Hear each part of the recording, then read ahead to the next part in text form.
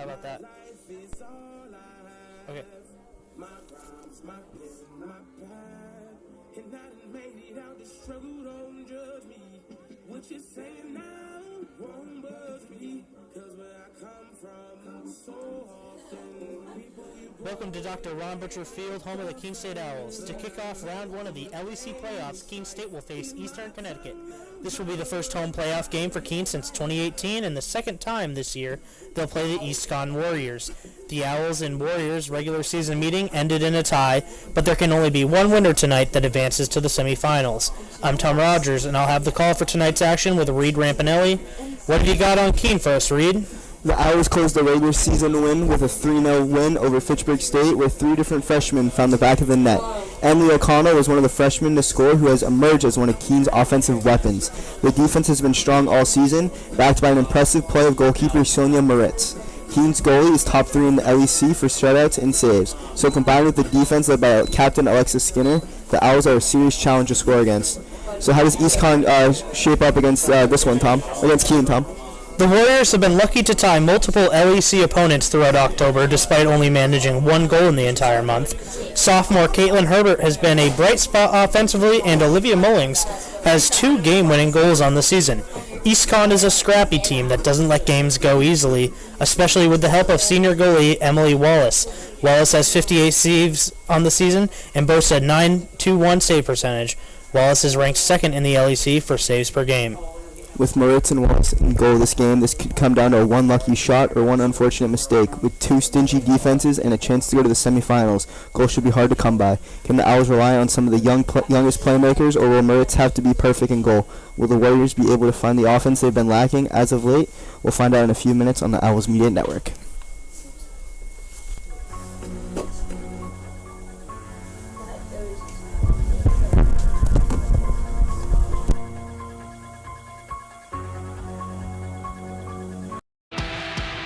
The road to national championships runs through NCAA.com.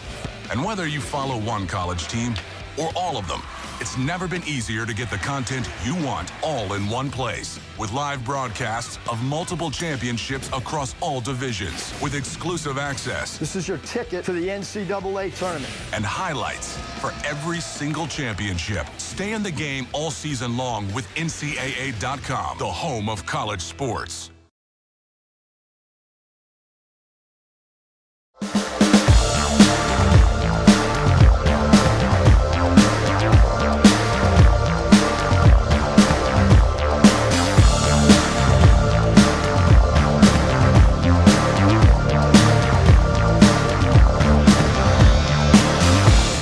Dr. Ron Butcher Field on the campus of Keene State College for tonight's NCAA Division III and Little East Women's Soccer Tournament quarterfinal game featuring the Warriors of Eastern Connecticut State University and your Owls of Keene State College.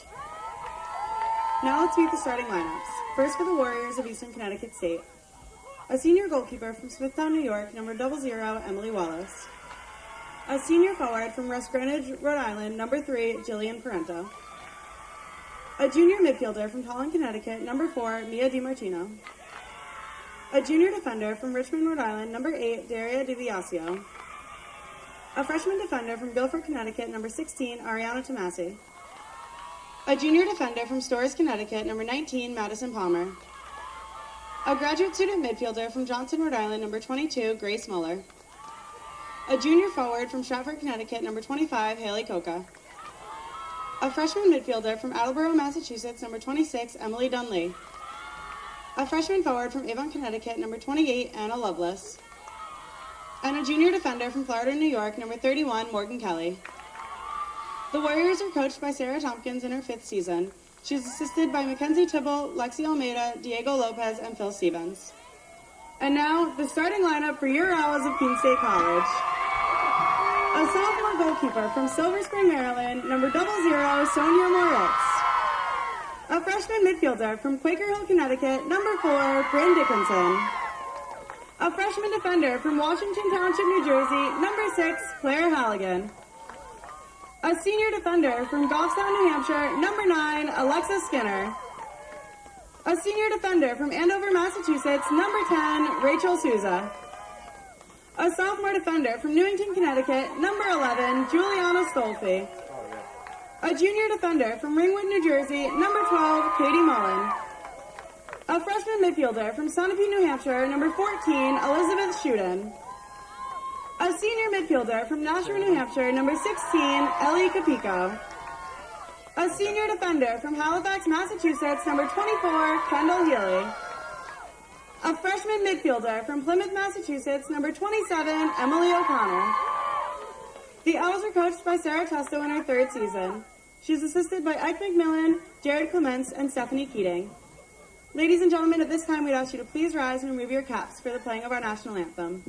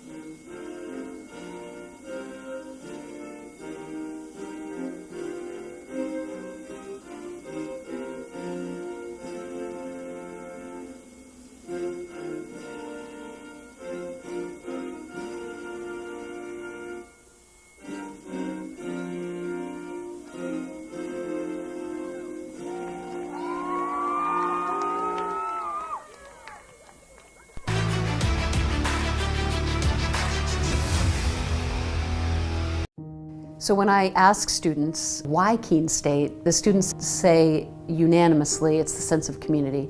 The feel when you walk on this campus is immediately a sense of belonging, a sense of safety, a sense of welcome, and a sense of opportunity and promise. And so I think our students feel that when they come to our campus, and they experience it when they join us. Why students choose this campus is the sense and feel, and also the opportunity and the promise of that opportunity for them when they're making the decision. And why they stay is that we deliver on that promise. We have students from urban environments, from rural environments, and when they come to Keene State in those first weeks of forming a new community, they bring all of those experiences together to create a better Keene State. It's a campus small enough to feel a sense of recognition and identity, and a campus big enough to feel part of something bigger than yourself.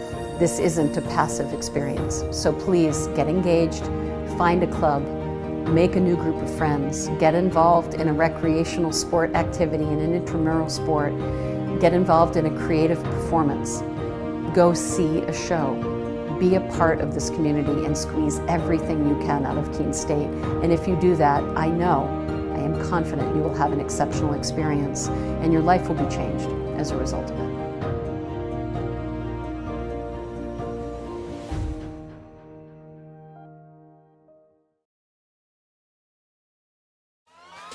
All right, pay attention. Welcome to Fandom 101. We'll cover the tools of the trade, from foam fingers in the wave to the super secret wave. How's that for a course description? Lesson 1, your game starts long before the opening whistle, so arrive prepared. 2, if something piques your interest, raise your hand. And 3, work in groups. NCAA championships, attendance is encouraged, passion is mandatory. Get your seats today at ncaa.com/tickets. Class dismissed. We met at borders, told her she'd take me back. I'll be more supportive. I made mistakes. I'm on my head. All right, and we are live from Dr. Ron Butcher Field as we are just moments away from kickoff here. First round of the LEC Championship Tournament. We've got the Keene State Owls facing off against the East Con Warriors. Reed, first matchup against these teams ended up in a tie. This time there's no chance for that because we're in the playoffs. One team has to come home a winner. What does each team have to do to emerge victorious. You know, just like what we said in the intros, you know, East Con really needs to find their attack. You know, what a great time to do it. You know, first round of the playoffs. You know, anything could happen in the playoffs. I mean, any team could win on any day. And, you know, it ended in a 1-1 tie last time. You know, there's overtime here. And if you're Keene State, you know, keep the ball moving. Your defense has been playing lights out. Your goalie in between the sticks playing even better. Giving up no goals in the last 2 games. They've been playing really well. So Keene State's defense can be playing with a lot of confidence. Yeah, I think bringing up both the defense and the goalkeeping is super important because that's what's provided both of these teams their wins, both in conference and out of conference. As Dickinson takes a throw in here to Healy. Healy works it over to Dickinson. And here's a challenge for the ball. Some good footwork. Gets past the defender and ultimately sends one out of play.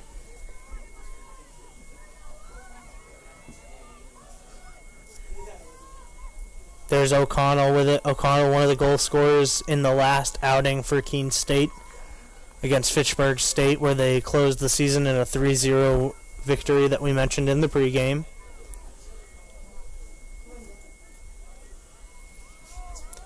They throw the free kick over to the goalie. Set something up for the Warriors. Warriors slowly figuring out what they want to do with possession. Yeah, early here in the first minute, East Con's really showing they want to build out of the back, really trying to play possession. See how Keene State does to adjust. Stolfi gets a throw in on the Warriors side of the field that is broken up. Warriors disrupt that attempt. Send one down the far right sideline, passing midfield into the Owls side of the territory. Rushing down the right sideline before it goes out of play. Keene will take over. Really good switch of fields there by East Con. Good turn there by Capico.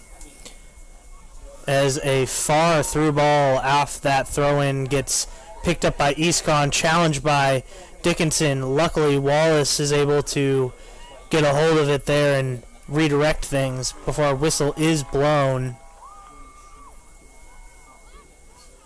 It's going to be a free kick this time for the Warriors.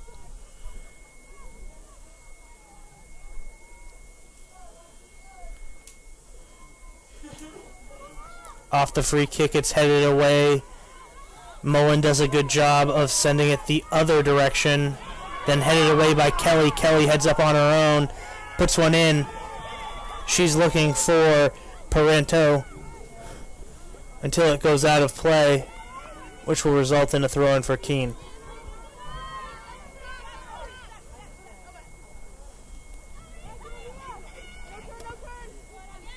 Looking towards Capico. Capico heads it, keeps it in play. Impressive job that time. Dickinson down the far right sideline, rushing up, getting challenged one-on-one. Gets beaten by the Warrior defender as the Warriors regroup now.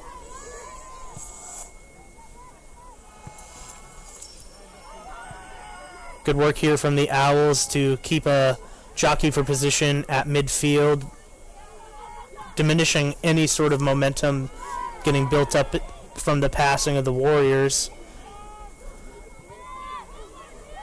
Dickinson by herself until it's redirected by the Warriors.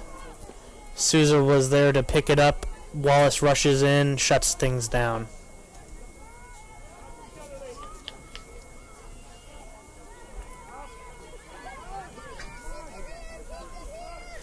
Warriors keeping things simple out of the box. Working it across field, headed not in the right direction by Souza. Mullen's there to pick it up, though, luckily, and send it out of play, which will result in a throw-in for the Warriors. Going to be taken by Palmer. Yeah, just like what you said there, Tom. East Con really keeping it simple out of the back. Not trying to lose the ball in their own box, but not afraid to lose the ball, to play a low, long ball over the top. Absolutely, is a through pass here.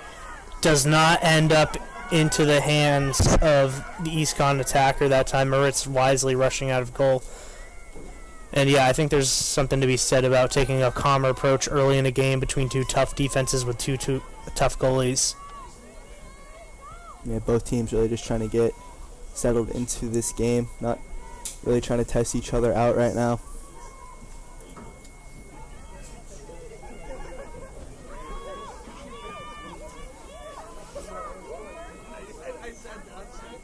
As Healy gets a hold of possession, puts one in to Stolfi. Stolfi rushes up. She's still unattended. Finally, after a through pass gets intercepted, but Healy does get a hold of that. Sets it up for Skinner. Skinner puts a through pass into Dickinson, headed away. That time it was Palmer intercepting the pass attempt as they keep it in play, and now it's all over the place in front of the goal. EastCon doing a great job of preventing their goalie from having to make any sort of save here as Dickinson rushes in, but nothing doing. Good redirection that time by Dunlea.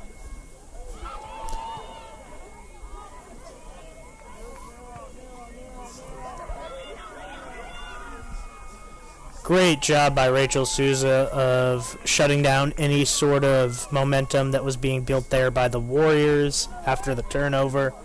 Yeah, Souza doing a really smart play there. Hit it off the Warrior player off down that sideline, earning a throw in for Keene. Here she is again, getting challenged in a one-on-one. It gets redirected the other way, headed though by Mullen, backing up her player, and it's a one-on-one. Puts one in. Unfortunately for EastCon's Parento, it does not get close to on goal. She was challenged pretty hardly there by Mullen. Sets up a goal kick here for Moritz. Do you know? I think so, yeah.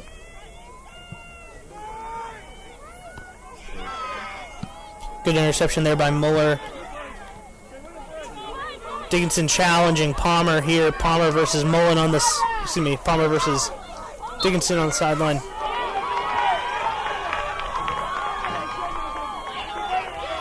Ends up with a free kick here. It's going to be Tomasi.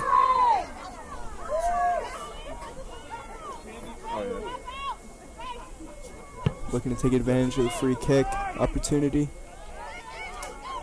Headed away by Palmer.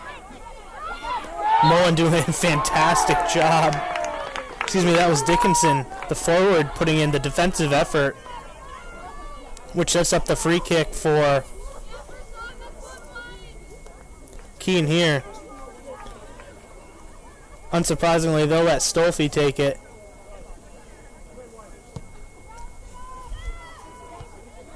Gets a perfect header into Healy. Another header from O'Connell, looking for Capico. That's right in front of the goal, but redirected by EastCon. Great defensive awareness that time.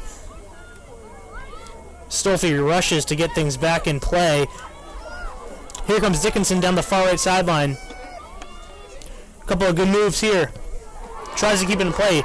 Deflected by the EastCon defender. Yeah, really good defending there down the corner.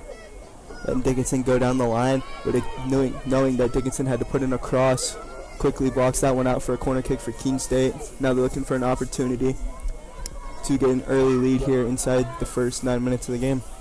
Stolfi, one of those veteran players on this team like Skinner that sets up corner kicks perfectly for Keene as she sets one in this time. Gets headed by a couple of EastCon defenders, stays in play.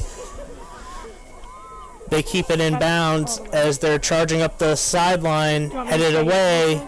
It will be EastCon ball on their side of the field. Throw in to get things regrouped. And here it goes.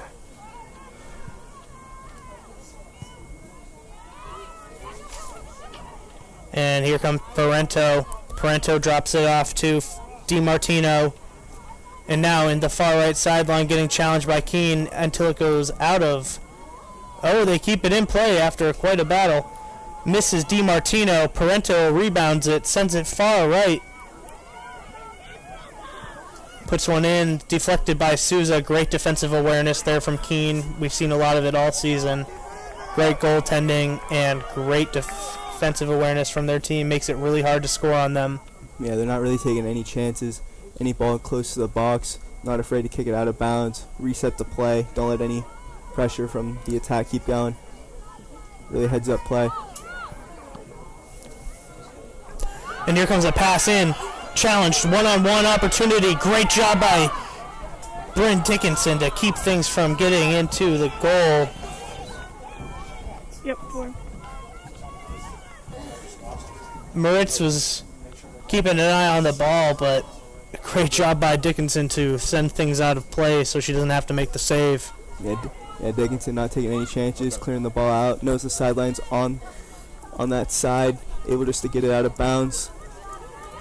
Lets the Keene State defense reset. And a good redirection that time by O'Connell. O'Connell pass gets intercepted, but Healy's there to rebound it. She does. Healy's rushing up the sideline, sets up a kick for Dickinson. Great pass that time. But finally, the good ball movement is disrupted. Yeah, EastCon putting any pressure on any heavy touches by Keene State so far. Not letting them get any momentum going down any sideline.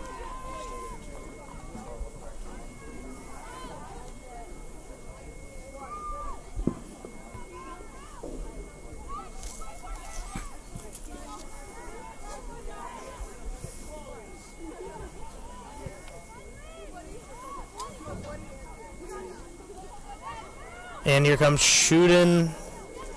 A little outside of the box, sets up a through pass that gets intercepted. And great job that time by Tomasi to send things out of play. Shooting was setting things up for her teammates to get a perfect shot on goal, but Tomasi was the right place, right time. Great read. And there she is again. Tomasi sends it out of play. Excuse me, it doesn't go out of play. Right on the sideline, though. EastCon does turn the ball over. But they do need to get it out of their territory as a through pass does finally get in. Challenged by Keene. Redirected another time. But there's Healy to finally break it up, and Healy on the Owls territory sends it over to O'Connell before that is once again broken up. Healy, O'Connell, looking for Dickinson. Really good. Doesn't get really there. Good idea there by O'Connell trying to find Dickinson on the first time pass outside. Just hit it a little bit too far forward where the EastCon defender was able to intercept it. Yeah, Reed, we've both called quite a few of these Keene State games this year. There's so many back and forth. They have such a feisty midfield. Yeah, both sets of midfield here for both teams. Really gritty in the midfield. You know, going for headers, able to run back, you know, not afraid to put it in a slide tackle if needed to stop the ball from going out of bounds. You know, physical play. And, you know, there's going to be fouls in this game, and both teams are knowing that, you know, conference game. It just adds that extra fierce into the game. So both teams know that, and it's going to be a long game. Yeah, you say long game. Yeah, we're only a little over 10 minutes played in this first period, and this is the playoffs in the LEC, so there is the opportunity for an overtime. Yeah, So stay tuned. Oh, one gets past Moritz there. Great diving stop.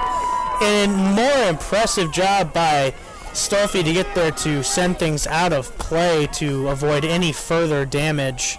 Yeah, EastCon really putting that dangerous ball early in the cross. Putting the cross early in the box and able to get it. And now Healy does her best to get it out of the Owls zone, and she puts a slide tackle in. She puts that in on Moore. And it doesn't get... Definitely wasn't a whistle against Kendall Healy. Impressive. Yeah, really putting the body on the line. It's playoff time, really. It's kind of whoever wants it more now at this point. Both teams, you know, early in the season they did tie. And, yeah, it's really whoever wants it more now here in the playoffs. As Stolfi sends one to the crossfield, gets it to Capicco. She redirects it, unfortunately, into the Warriors' possession, but still on their side of the field, so we know Keene State has the ability to turn things over real quickly.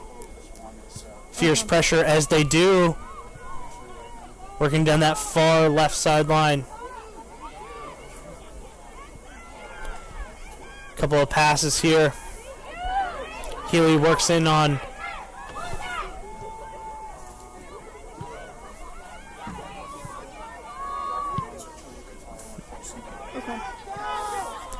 and they try to get that one into Parento, but no doing. Great use of the body that time by shooting the forward. Gets it over to Dickinson, the other freshman forward. Now Healy redirects it. Some good ball movement here as a through pass does get intercepted that time by the Warriors. And after some collisions, we've got a free kick here for East Con. Yeah, and it looked like Shooten and O'Connell switched from, the left outside mid to the striker. So let's see how that switch just happened and see how the East Con defense adjusts to it. Great interception that time by Stolfi. Stolfi rushing down the sideline into the Warriors' territory. It's a one-on-one. Can she put a through pass in? She's looking. She's got it. It's into Shooten. Shooten tries to send it the other way. Picked up. Now Healy has it. Center of the goal. Puts in a boot, and it's right over the goal post. Unfortunately, Wallace doesn't have to put much up of a stop for that one. We've seen Healy attempt that before, and it has gone in. So the confidence from the long-range shot, really good attempt there, forcing East Con to try to build out from deep in their own half. Yeah, oddly, that's been one of the more fun things to watch from this Keene State offense is the fact that their defenders can put in some solid shots offensively as it gets rushed down the sideline and Stolfi continues to put up that was Mullen putting up the impressive defensive effort. So many of them on this Owls team are just able to shut things down. And they're calling a whistle on Healy that time. I don't know about it, but they're going to set up a free kick here for the Warriors. And just like most of these conference games here in the LEC, set pieces, big factor here in the game. Number 4, DiMartino is going to look in to put in a cross or even line up a shot. Here comes DiMartino. Her shot goes in wide left. And Moritz does not end up having to put in much of an attempt at all, just reads the play. Yeah, easy play there for the Keene State defense, able to watch that one go past outside, past Moritz. So Keene State there, they weren't trying to look for a foul there, but the referee called it and gave East Con a free kick in a dangerous position. And here comes a redirect by Parento. Parento gets it down. Here comes a shot on goal, fired, intercepted by Souza, and then a shot gets redirected off of Souza into the hands of Stolfi. Great job of keeping an eye on the ball that time. Headed away by Shooten. Shooten was hoping to get it down the sideline to one of her teammates. Wasn't able to make out who that was.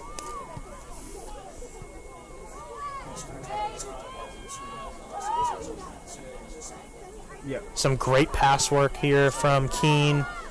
Do they have the speed to catch up to it? I don't know. As it rolls out of play, it'll be an East Con throw-in. Yeah, that's the second or third time between O'Connell and Shooten, looking for a 1-2 combination down the line.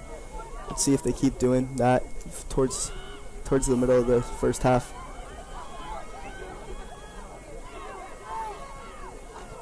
Good read here from the Keene defender. Gets into her shooting. Great job drawing the foul that time. It's going to set up a free kick here for Keene State. That is definitely what Coach Testo wants to see out of her players. Yeah, Shooten able to be physical as well, earning the free kick at midfield. Yeah, she's not just a goal scorer. She can be a defender too. Yeah, really physical player there. Unfortunately, the through ball does get away from Keene as the Warriors hope to send things the other way.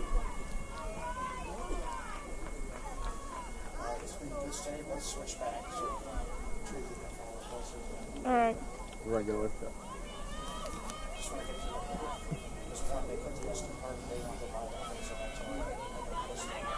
Yeah. Oh, and here comes a shot in. Wide of the goalpost. Wallace is able to watch it sail away.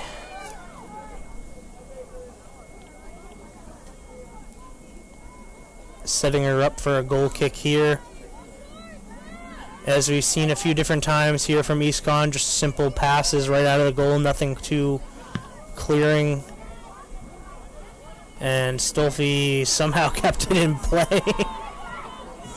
Stolfi doing a good job intercepting those passes when East Con tries to build out of the back. She's been reading that all game. So lucky so she's going to start cheating up more. And Mullen does a good job sending it to the other side of the field, up to Stolfi. Stolfi, good pass to Healy. Healy is by herself, center of the field. Rushing in are two different defenders. She gets past one, and it's stolen away. Great defensive pressure by the Warriors as they work up a through pass to Parento. Parento gets challenged by Mullen. Mullen's been so great on defense all night. That time, the through ball gets rejected by Souza.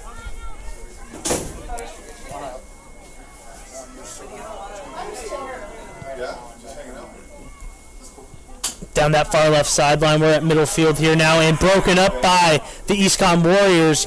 That was a great job by DiMartino. Here comes a setback. Capico at midfield, able to redirect things, trying to get to Dickinson. Intercepted fantastically that time by Rogers. And no, not me. I really like the way that Capico was able to get that touch onto her right foot, looking for the switch at Dickinson. Underhit it a little bit, but still, the Keene State midfielders have been doing that all season, trying to get the switch the point of attack. So I really hope they keep doing that because it's been working so far, and I feel that's a good way for their midfield to switch the point of attack and help their attackers get into spaces behind the EastCon defense. And we've got two substitutions here for the EastCon Warriors. We've got number 6, Olivia Mullings, who has 2 game-winning goals on the season coming in, as well as number 17, Briley Hernois.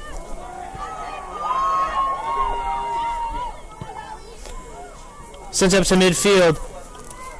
Chuden is challenging down the far right sideline for one of her teammates before it's headed away by Skinner out of play, setting up a throw-in for the Warriors. It remains a tie game here in this first round of the LEC playoffs. Just over 20 minutes played as the Warriors are threatening on the Owls. Here they go again, setting things up. Comes into Moritz. Moritz picks that one up, skipping off the ground.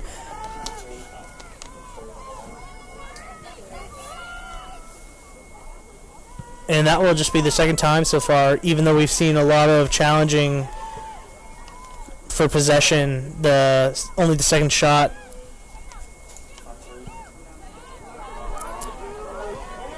Here comes Stolfi charging past midfield. The defender sends one in to Dickinson. It's very far down the sideline. Can Dickinson keep it in play? And it ends up out of bounds. It's a really good idea there by Stolfi, trying to send in Dickinson, who has the speed to beat the defender down the line. Really like that play. Exactly what I was thinking, Reed. I mean, you got a great defender, a veteran player with the awareness of Stolfi, setting up a play for Dickinson, who has the speed. As we see another speedster, Tyler, coming in, as well as number 20, Isabella Moran. Yeah, really interesting to see now how Stolfi plays down the line with Tyler. You know, they both speed wingers. Interesting to see the build-up play that they're going to have for the next 22 minutes here in the as the corner kick sails in, it winds past a few different peoples, redirected that time by Kokoa.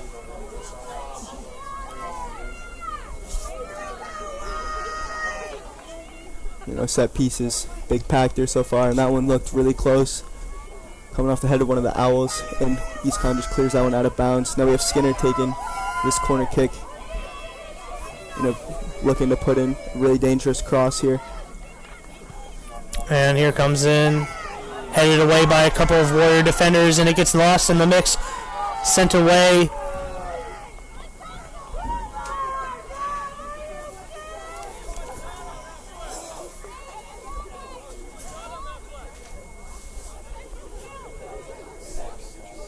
Maybe we got a foul called against the Owls. EastCon looking to build out of the back like they've been doing. I was wrong. Looking to go long here. Trying to win a header in the midfield. Wallace sets it up. They've done some short passes before. This time they just send it in. Sent away by Stolfi. Stolfi was looking for Divine. Good job that time by Mullings. Mullings, dangerous goal scorer here for EastCon.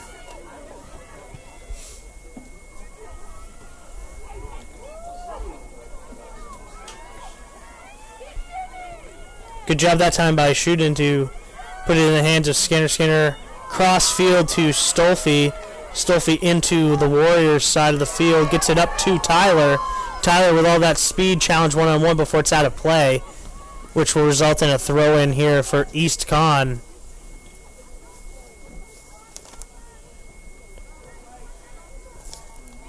Headed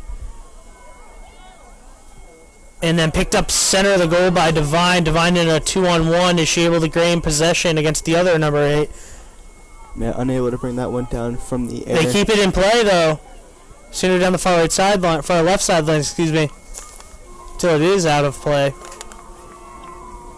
Moran looking for that one-touch pass out to O'Connell. Hits that one a little bit too far forward. But that was I've been trying to do combination plays throughout the down the side. Here comes Kendall Healy, who has a lot of power behind her leg. Gets it into Tyler. Tyler's by herself. Tries to set up a pass. Gets rejected that time. And here comes a setup by Souza. Souza tries to get it to Stolfi, the defender. Stolfi keeps it in bounds. Looking for Healy, who puts a spin move on the defender. It's still possession for the Owls. Great ball movement here, trying to set up anything. Skinner far left sideline. And a redirection there to keep things in play, but it will travel out of bounds. But the Owls do get the throw in. And I just want to talk about that turn again by Healy. Really juking the defender out, with the shoulder drop. Creates a few yards of space. And, Healy creative in the midfield. Really doing a good job, forcing the defender to go one way and she goes the other. Able to switch the attack for the Owls. Been doing that all night so far. Really holding the midfield down for Keene State. Speaking of that sort of play style, Shooten the forward able to do some of that herself, as another redirected pass does end up to Healy back into the other side of the field, but on purpose that time was Healy. The Owls doing a great job of grouping themselves, figuring out where they want to get a shot off, as another through ball gets into Dickinson. Pass Wallace. Can Wallace rush in? She does, and it's a goal for the Owls. That was a really good through ball pass by Souza. He found the run from Skinner, who's able to put that one in the back of the net. Really good heads-up play there by Souza, able to find the left back who's making the overlap and run. That was some impressive play there by the Keene State Owls. Lots of passing back and forth around half field, and they finally figure out the proper play and get it in and trick the defenders, and Wallace is beaten, and it's now a 1-0 game.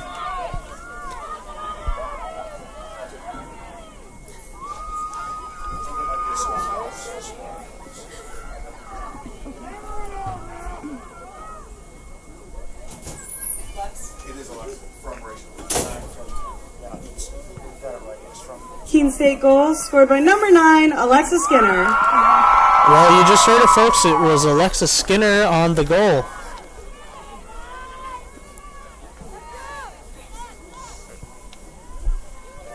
That was quite the crazy play there from Keene. They had been setting up a pass for quite a while before things got a little chaotic, and worked in their favor.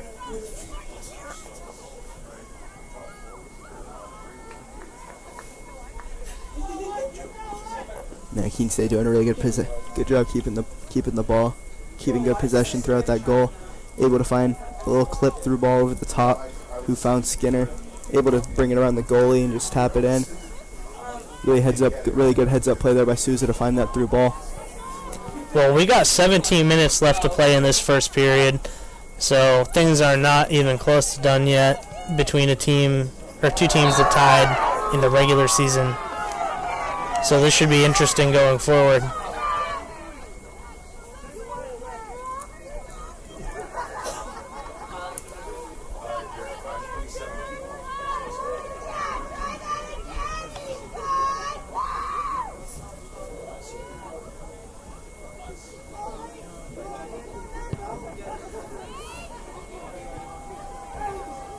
Headed beautifully that time to try to keep it into the Owls' possession.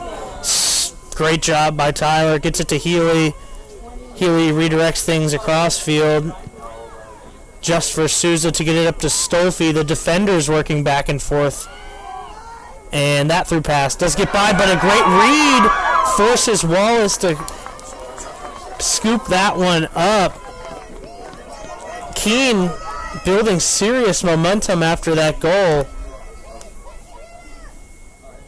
Yeah, really not afraid to play that long ball or the cross over the top of the Eastern Connecticut State defense.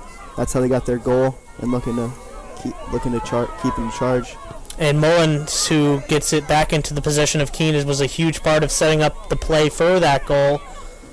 Now Stolfi has a hold of it, puts one in center field before it is sent the other way, but Keene able to pick things up.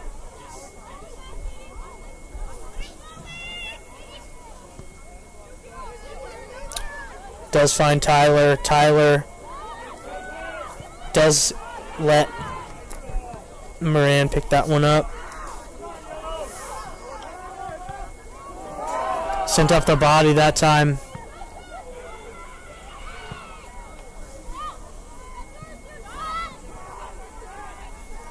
You can sense some desperation this time at this point from the Warriors after that first goal.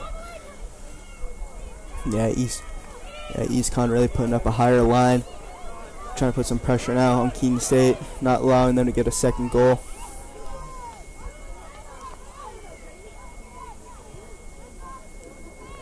At center field now, Souza puts one in, sent the other direction by Pelly.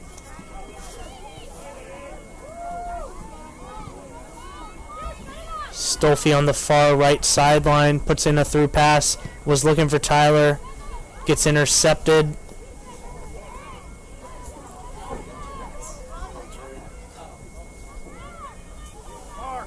Couple of decent through balls here from the Warriors as they get one down until Mullins redirects it with a leg, and Souza does a good job sending it back towards midfield for Tyler. And Healy and Stolfi putting all the work in defensively. Great job by everybody as a Warrior goes down, which draws a whistle that will be a free kick for the Warriors, much to the dismay of the crowd at Keene State. Reed, how'd you feel about that one? Don't really know if that was, looked like more of a 50-50 challenge there on the ball. Yeah, we've seen some collisions like that over the season, including a few in this game. I don't know why that one was any different, but I'm not the official.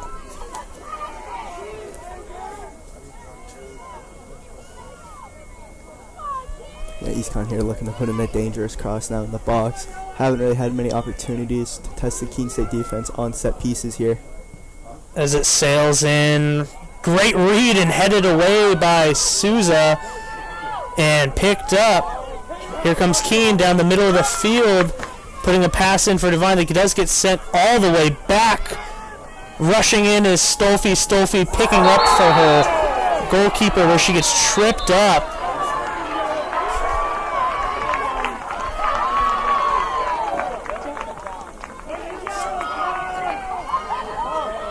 I'd say that about evens up the last call.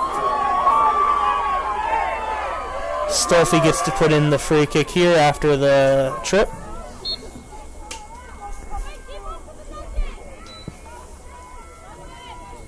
Puts it into Shootin. Shootin was looking for a header, but it does get away from her. Healy tries her best to face Muller, but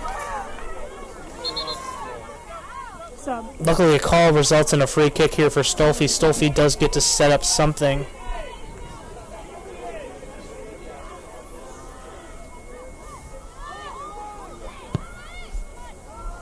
Looking, Tyler gets past Tyler. Defender gets it away from Shootin, out of play. And here comes a couple of substitutions, including Marissa McCarney and Katie Hattie for Keene State.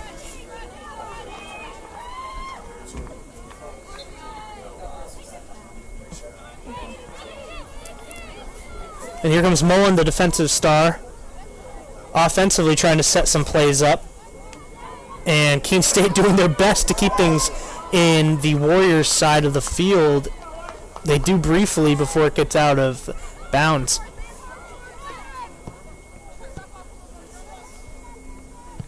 Now, Reed, this is kind of what I expected to see a lot of, is this back and forth between these teams.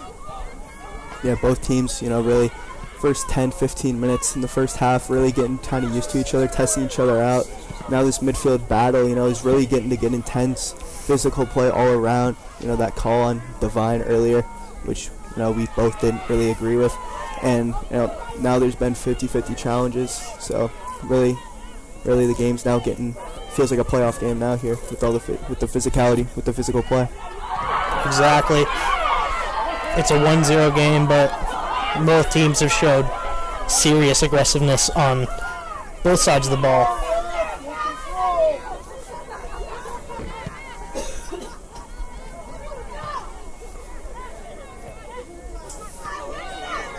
Now here comes Rogers. Rogers puts one in.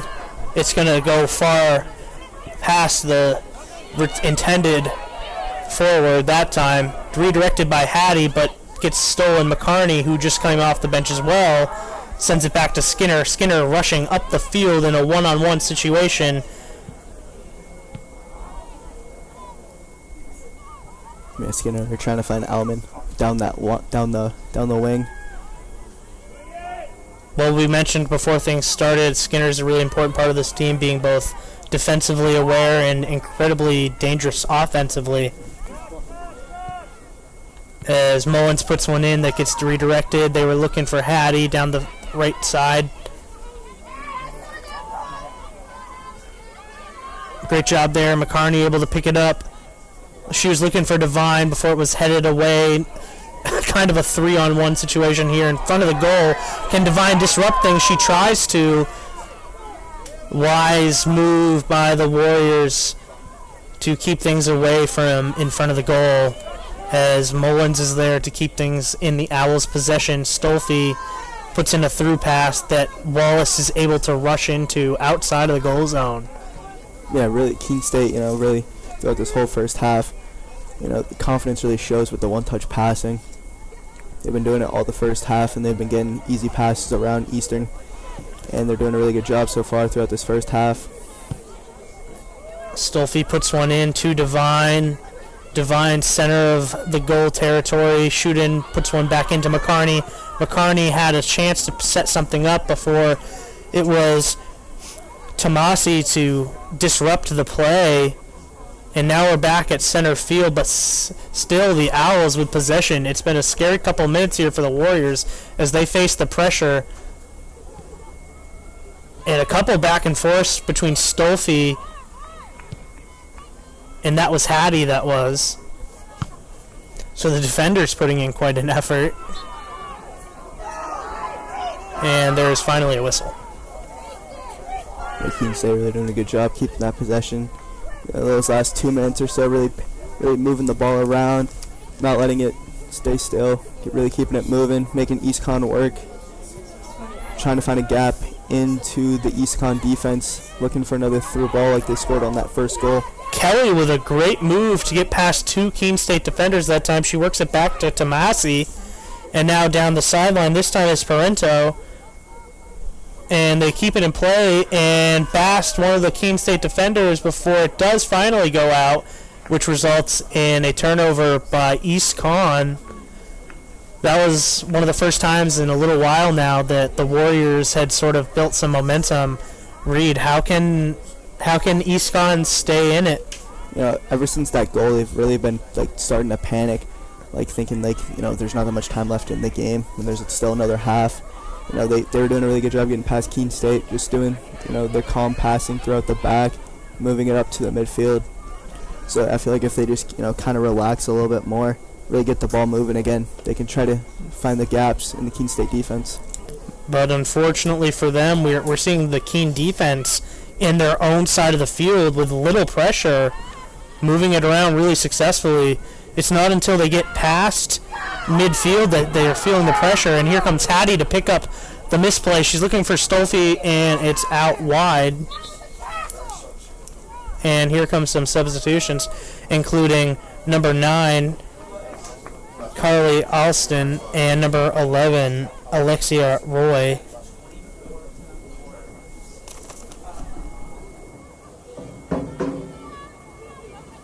And for Keene, it was Sanders that came in.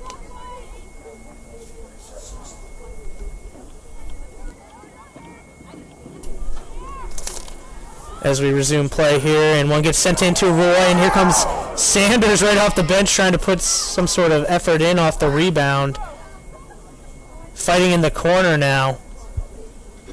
Yeah, it looked like Sanders was trying to get that first touch, looking for a shot. Yeah, Keene's bench clearly feeling the momentum from this 1-0 lead. Anybody that comes in seems fired up and ready to score.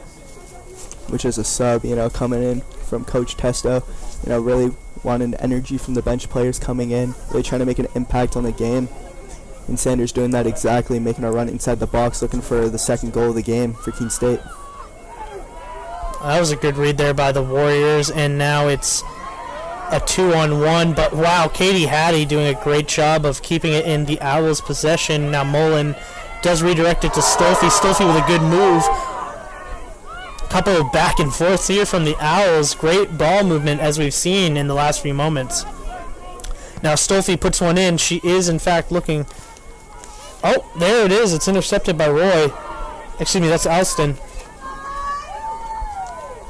Souza comes in. Calms things down. Here comes Skinner. She's looking for Devine. Finally, the Owls are properly challenged as Devine does get a good pass, but it's intercepted.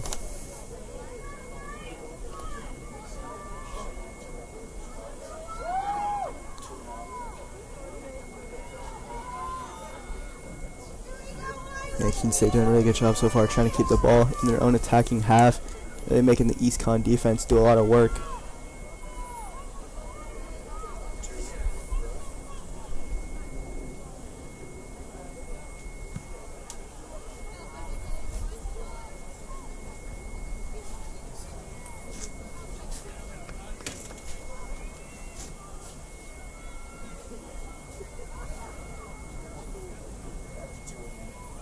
Ball back in play. Here comes a through ball. A lot of power. It's a little bit too much power, though, as it gets past the intended target that time. And we've got a substitution coming in for the Warriors is Olivia Davidson, the captain.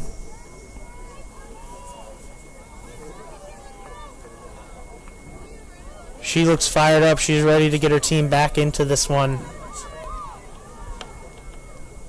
Kind of like what I said earlier in this first half here, East Con trying to build out of the back. Now you have the goalkeeper Wallace trying to get everyone up, looking to go play a little bit more direct in a long ball style play. And once again, that was Muller with a great header that gets redirected, put into the hands of her teammates. And in the far right sideline now, it's a race against Souza.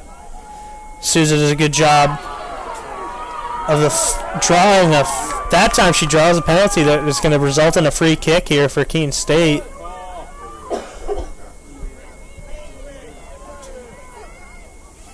But they will let Moritz take that over to Stolfi. That's something we saw early on from EastCon. They wanted to set up some quick plays.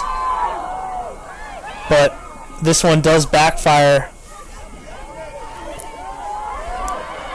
As Muller, who's been all over it, disrupts things. Luckily, Keene State does get it to Devine. Now McCarney is by herself for a second, puts a through ball in, and it gets past Sanders.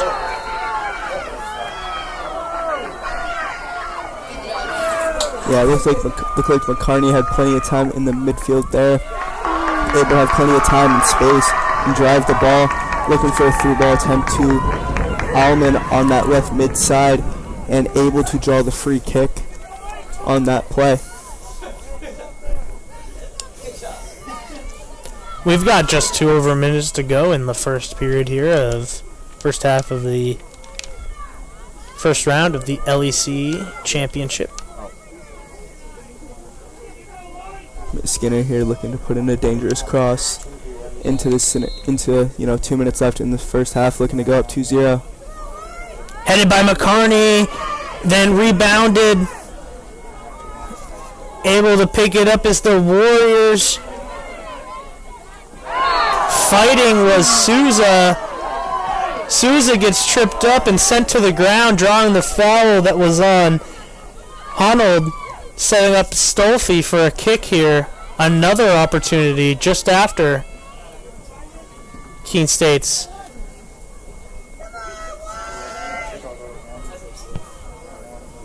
Sends one in. It's headed right into a Warrior. Headed, though, by, I believe that was Divine. Excuse me, it was Hattie.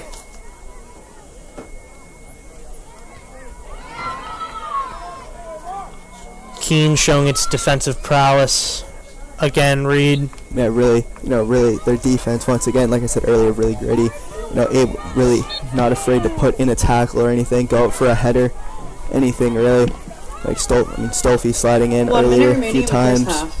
McCarney, ever since she came onto the field, really putting in hard tackles at the midfield, really holding down the center defensive midfielder role for the Keene State midfield. And that time it was set up by Roy before the whistle gets blown. Instead, it will be Davidson taking this free kick.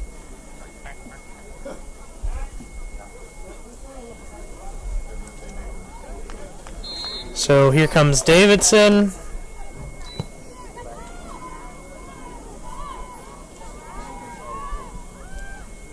Work down the far right sideline. Big boot comes in towards the center of the field. Here comes a shot opportunity. Great save by Moritz. Right to the gut that time. She had her eye on the ball. Really good concentration there. Really tough shot. Center of the box. There was a little bit of pressure there by the two center backs, Mullen and Souza. 10, But the Keene State, the East Con attacker, able to get the shot off. Moritz made that save look really easy. 4, 3. Well, and just like that, it's going to be a 1-0 Keene State Owls lead at the end of the first half of the first round of the LEC playoffs. We'll be right back after this halftime.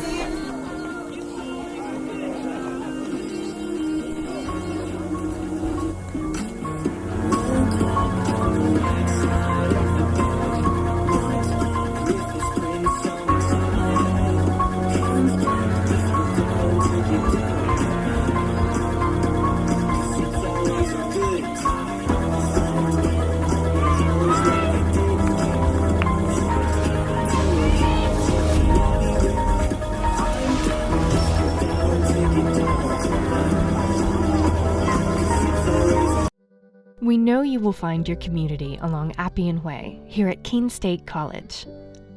Over a campfire on the Student Center lawn. In some friendly games and competition. Or in a club you connect to at the Student Involvement Fair. Maybe you will find your people on the courts, in a cheering section in the stands, at the rink on the ice, skating as an owl, or chilling in the yoga studio. Your connections may take place on the quad, listening to music, hanging out with friends, participating in a Keene State tradition like Pumpkin Palooza, or working on a group project, studying with classmates.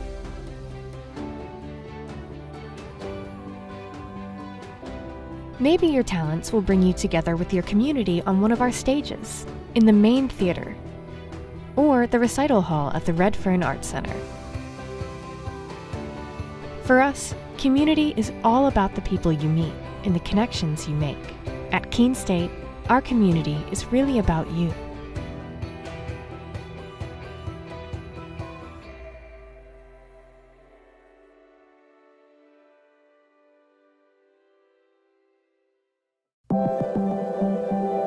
proportion to me is the lived experience of our Division III student athletes. They balance life from an academic perspective and the rigors of competing at a high level, bonding with teammates and building lifelong friendships. But they also are involved in their communities. They work jobs and internships and volunteer. They've learned to be resilient. Diverse experiences are setting them up for the future.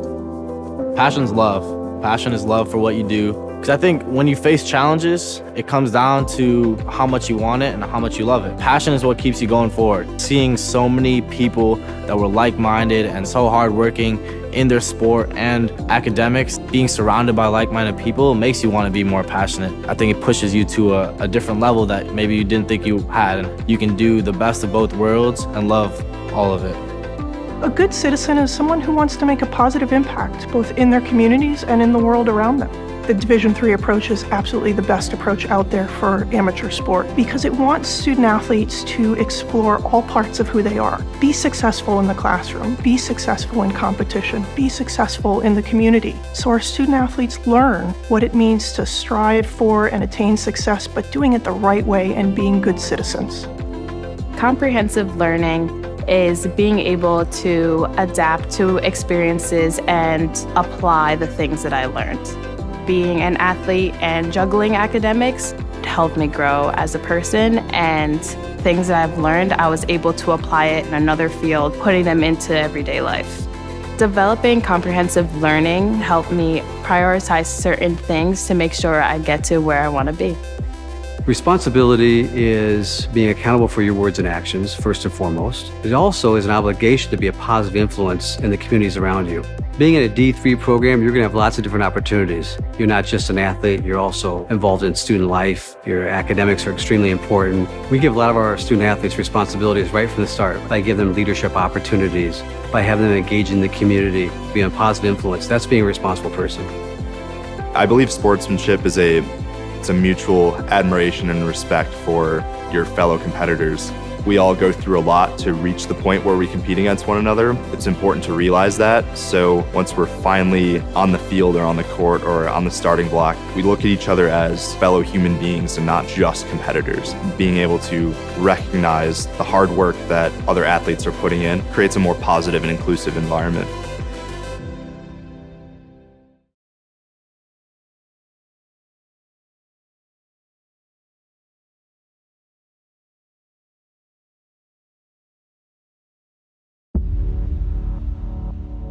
To them, the whole world looks like an opportunity, one to be seized,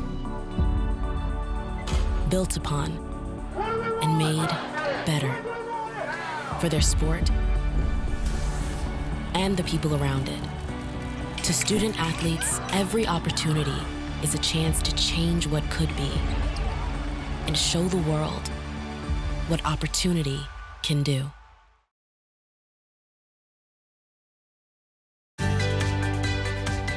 Responsibility is being accountable for your words and actions, first and foremost. It also is an obligation to be a positive influence in the communities around you.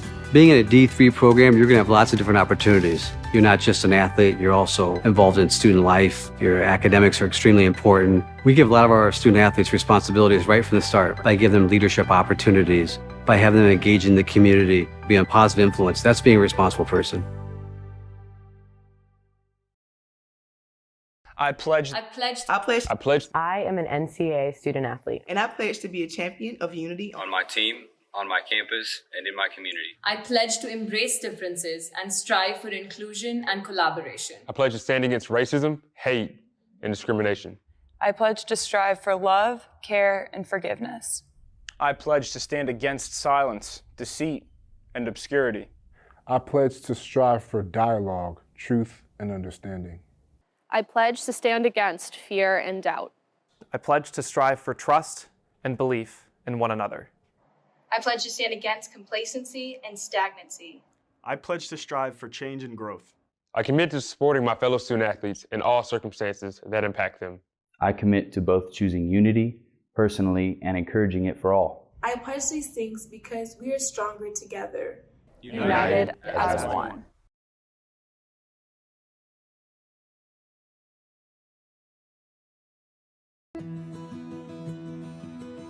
I remember writing in the 2nd grade that I wanted to be a teacher, and I always knew that I was going to be a teacher. I started school a year early, and it created challenges for me because I wasn't able to pick up material as fast as the other students.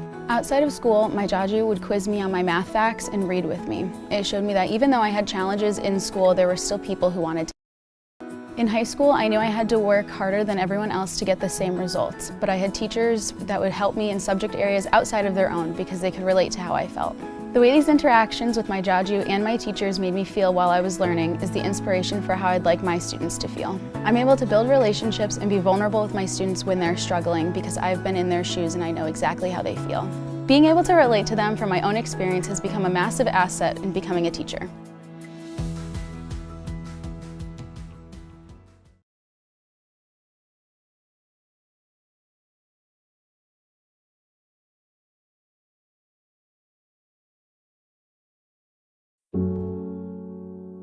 A single thread is unique. Like each of us, full of purpose and potential. A strand designed to connect, strengthen, and unite. But we face different challenges and have different opportunities. By acknowledging that others may struggle in ways we do not, we can celebrate our differences, embrace each other, and fortify the ties among us. A single thread can fray, yet when it's woven with another, a bond forms. A new strength created by the fabric of the whole. Let's embrace the fabric we make together, the diversity of our threads, to reach beyond ourselves and overcome the impossible. The true power of our game comes from unifying our individual backgrounds, connecting our unique stories, enabling us to be stronger, braver, greater. We can achieve so much more when we are all as one. What a season is this, and how wonderful for the sport.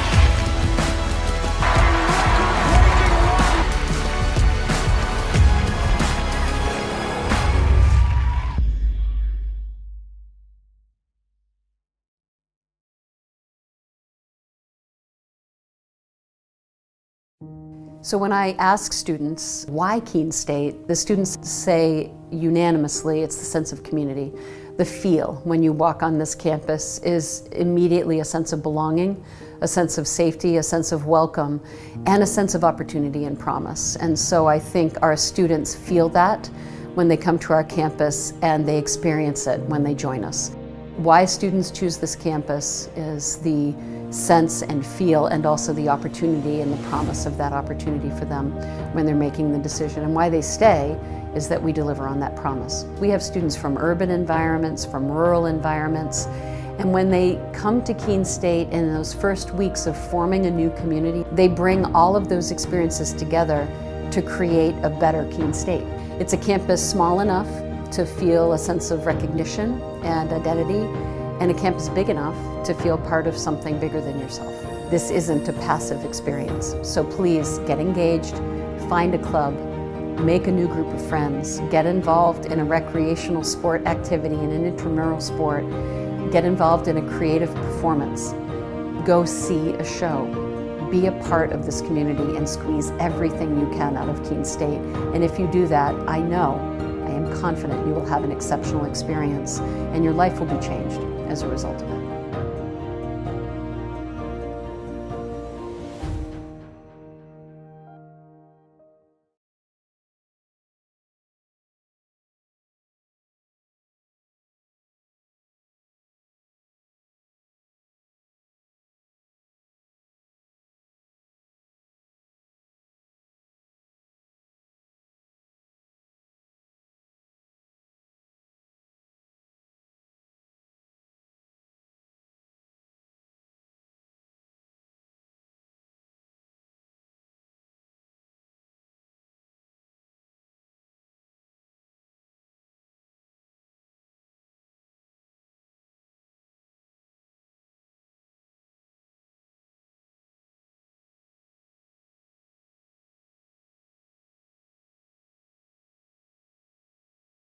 college sports fans.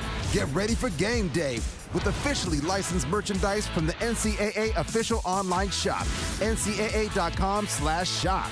Get the whole family geared up with the best collection of apparel and accessories, including t-shirts, sweatshirts, headwear, championship gear, and more. Visit the NCAA shop for today's special offer and rep your favorite team now. Only at ncaa.com/shop. I pledge. I pledge. I pledge. I pledge. I am an NCAA student athlete. And I pledge to be a champion of unity on my team, on my campus, and in my community. I pledge to embrace differences and strive for inclusion and collaboration. I pledge to stand against racism, hate, and discrimination.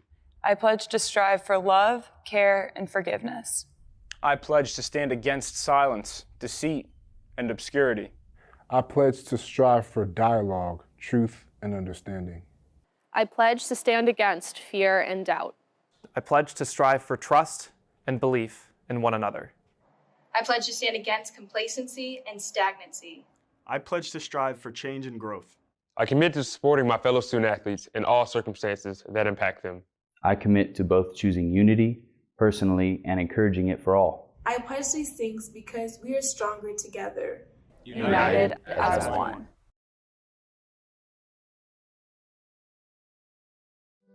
We know you will find your community along Appian Way here at Keene State College. Over a campfire on the Student Center lawn. In some friendly games and competition. Or in a club you connect to at the Student Involvement Fair. Maybe you will find your people on the courts, in a cheering section in the stands, at the rink on the ice, skating as an owl, or chilling in the yoga studio. Your connections may take place on the quad, listening to music, hanging out with friends, participating in a Keene State tradition like Pumpkin Palooza, or working on a group project, studying with classmates.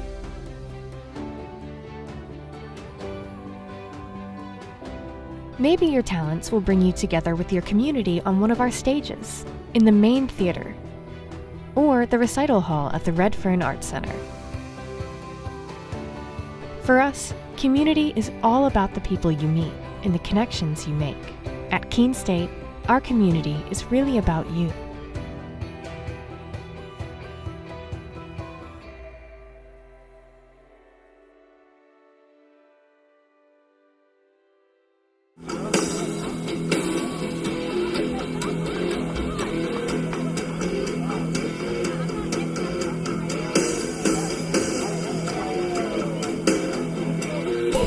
All right, welcome back to Dr. Ron Butcher Field.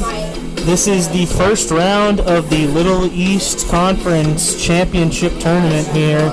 And facing East Con, the winner of this game would go up against West Con. And currently playing is Rhode Island College versus UMass Boston. The winner of that one will go up against the University of Southern Maine. Yeah, UMass Boston up 1-0. We're getting that one at UMass Boston against Rhode Island College. So that game's interesting to keep looking at. And yeah, that winner of that one will go to Southern Maine, who won the regular season for the Little East. And yeah, the winner of this game between the Owls and the Eastern will go to travel to WestCon. And on Thursday as well, you get the Keene State men's soccer team as well playing at home here at Dr. Ron Butcher Field against WestCon. Field hockey game as well on Thursday. Field hockey as well, but as you said, Reed, men's soccer team, we'll get to see you, buddy. Exactly. That should be fun. It's going to be a good game. As we resume play here in the second half of play. Yeah, here, and if you're Eastern here, trying to get a goal as quick as you can. Really trying to put some pressure on the Owls defense. And that time Souza has to do a quick spin around to redirect things out of play. Somehow kept in. And rushing up the sidelines now, it's O'Connell. O'Connell does get it to Shooten. Shooten sends one back to Souza gets it. Dickinson to O'Connell. Good ball movement that time from the Owls. Skinner gets a throw in to Shooten. Healy at center field sets something up here for Mullen. Mullen, great defensive play this week. Or excuse me, tonight. Down that sideline is Dickinson. Dickinson puts a great challenge in, and a great pass does get to Capico. Finally, an attempt sails past the goal lines for Wallace. Wallace doesn't really have to make much of an attempt that time. Owls really all season have shown the range from long distance. Really confident in their shooting abilities from range, and able, to put some pressure on the goalie to make a save.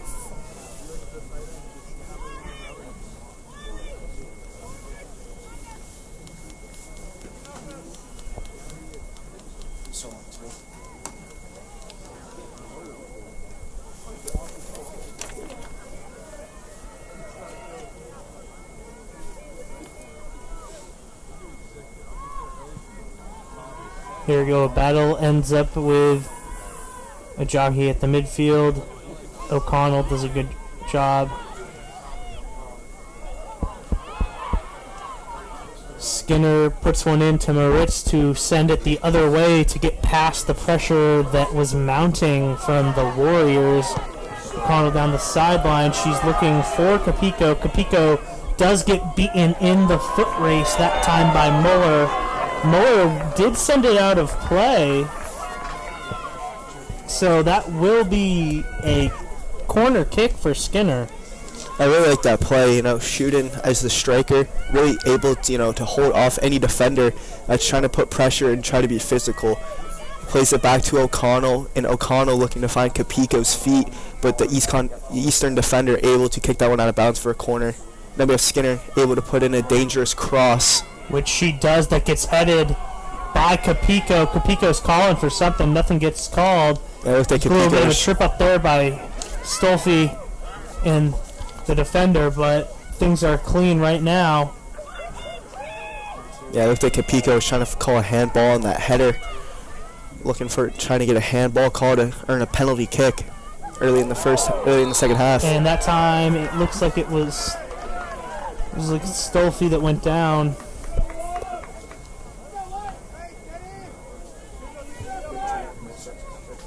Sorry, that was Souza that went down, setting up Stolfi for a free kick. And here comes the free kick attempt. Yeah, that was looking dangerous so far in set pieces so far between Stolfi and Skinner, who are really good at taking free kicks, putting their crosses in dangerous positions, really making the defenders work, try to clear the ball out. Bounces in, gets away, and sent the other way by the Warriors defender. Great shot attempt. And a couple of redirections. Lucky bounces for the Warriors that time as Wallace got caught up, and it's now a 1-on-2. Great job. It's now a 1-on-1. Skinner doing her best to send it out of play. Really smart defensive play there by number 12 Mullen, now able to slow down the defender just a little bit so Skinner is able to win that foot race, who's able to clear the ball out of bounds. Yeah, Skinner doing a great job that time. Lovelace coming off the redirects, ended up in a 1-on-2 where she looked like she had a good chance. Gets shut down. Keene's defense, fantastic. Its goalkeeper, Moritz, fantastic. So having a 1-0 lead right now is really important for them. It just looks like they're just playing with a lot of confidence, which really helps.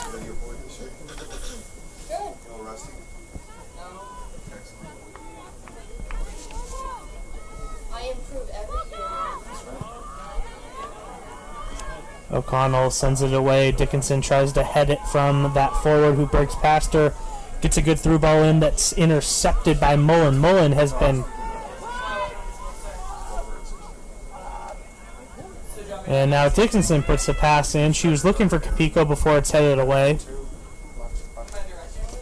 But that entire play did start with Katie Mullen, who's just been great defensively all night. I know we mentioned Stolfi and Souza, and Capico and the like, but Mullen's just been great defensively tonight. You know, Mullen's speed, she's able to outrun almost any striker in any game, really.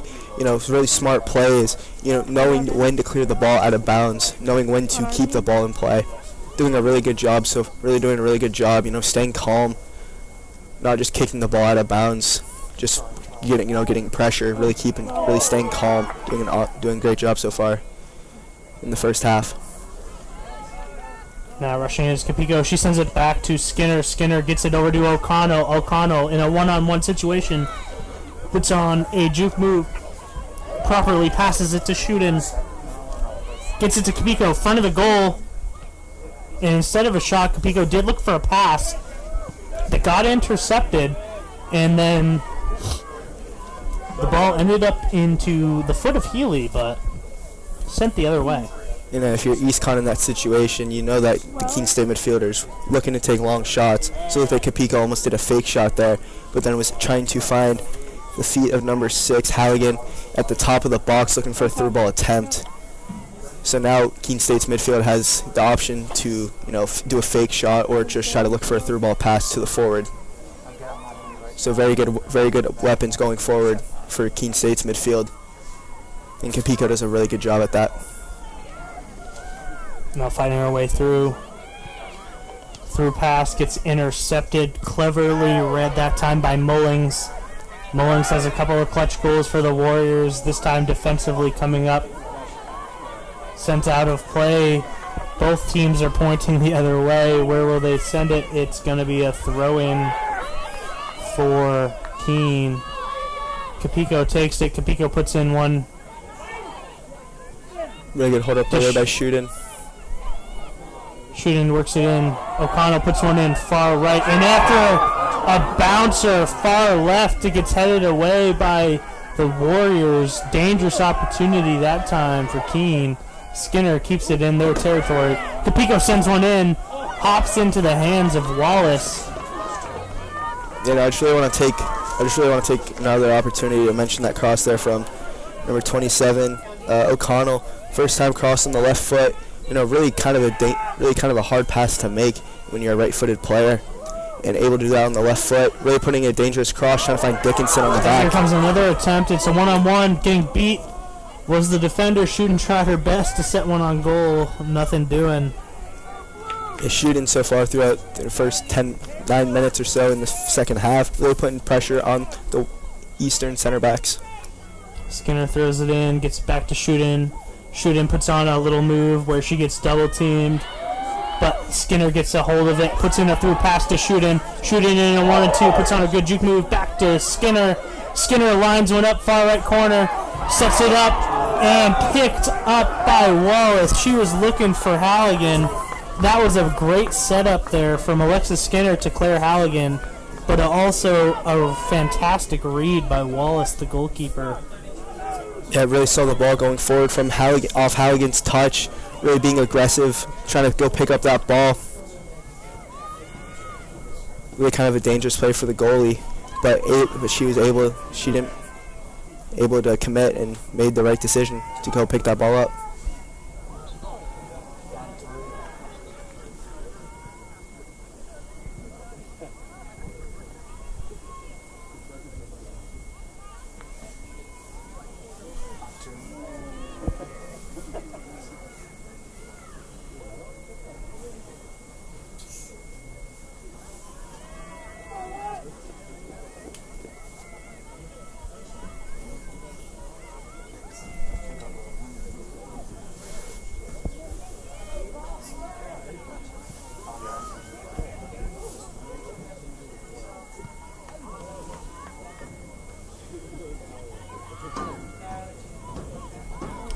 And the Owls pressuring, even 2-on-2. Wallace comes out of goal to kick things away.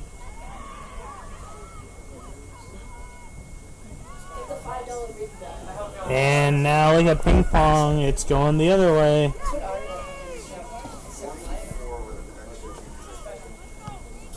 There to pick it up that time is Kakawa. Kakawa and Skinner really having a battle down this right side for Eastern.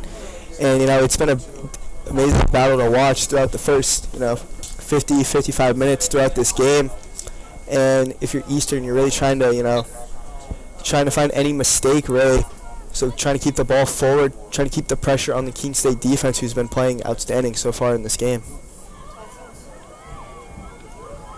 As a one-on-one gets interrupted, but great job here from O'Connell. O'Connell down the sidelines. Challenge in a one-on-one. Spins around the defender. DiBiasio gets tripped up by DiBiasio before it's sent out of play.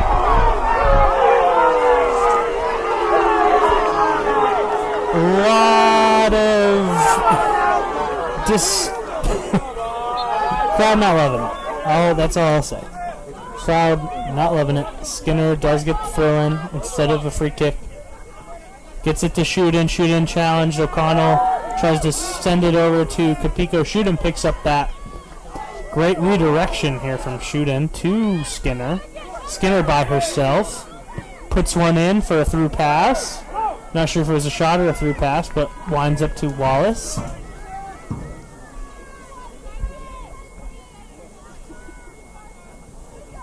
Wallace gets to decide where she wants to put this one in for her team. Right before center field, a whistle is blown that will result in a free kick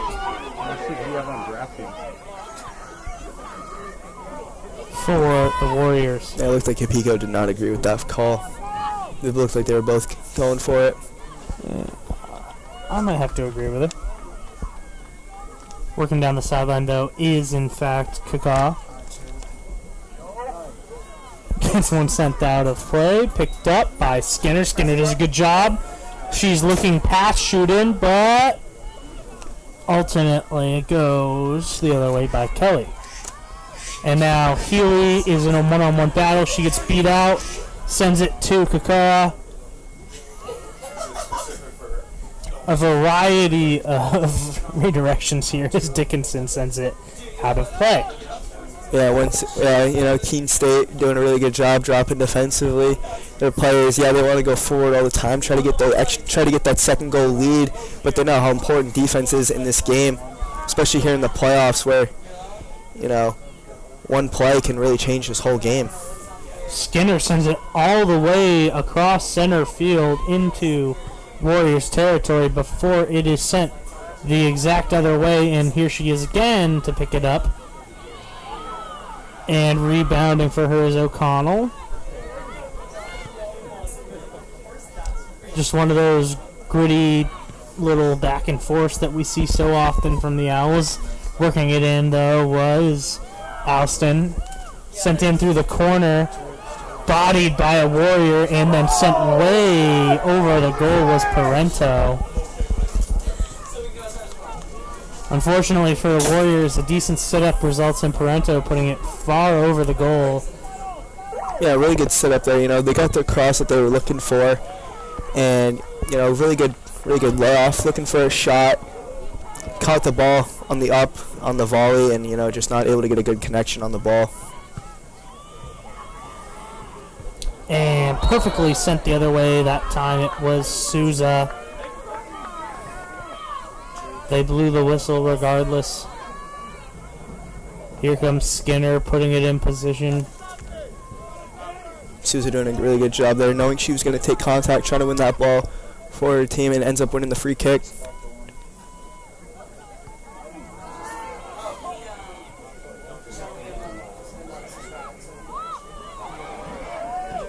And Skinner does a great job to keep things in play on the attack before finally it gets redirected. And somehow the Warriors briefly kept it in play to the Owls side of the field, meaning they get a throw in right on that sideline.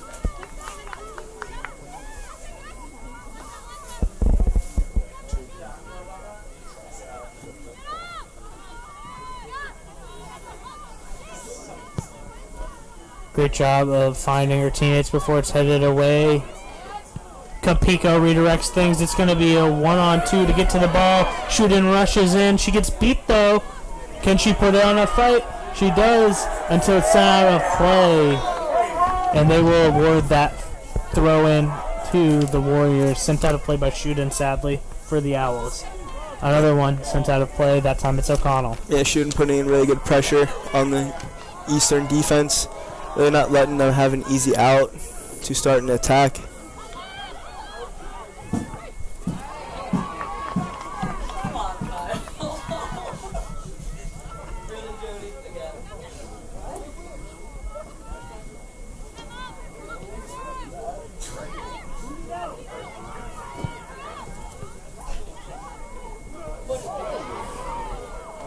Putting in an effort here. Skinner has to rush in. She gets juked out real quickly. It's a 1v the goalie, and luckily it's towards that far right post. Moritz puts in an effort, doesn't get a hand on it. Luckily, it's not in there. Yeah, it hit the outside of the netting, luckily for Moritz. Looked like she had the angle covered, but was able to watch that one hit the outside of the netting, which is a good sign for the Keene State defense.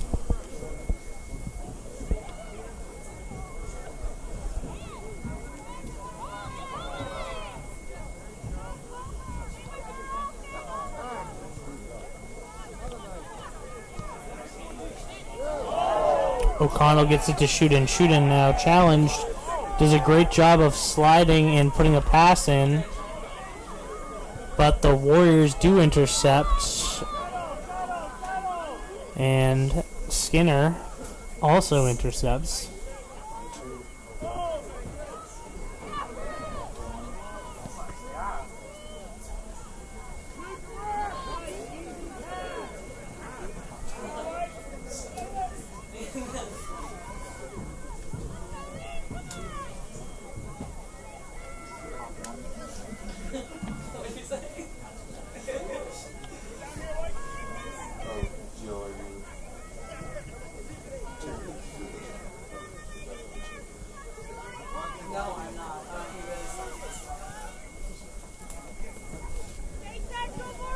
Down the sideline.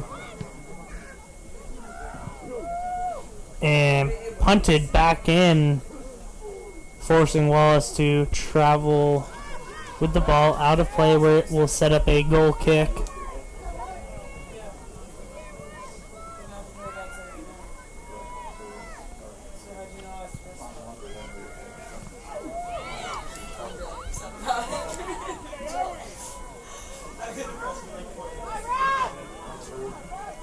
Really good use of the body there by Stolfi to shield that one out of bounds. Really shows physical play from the Owls, who've been doing that all night. Not afraid to put the body on the line for the game.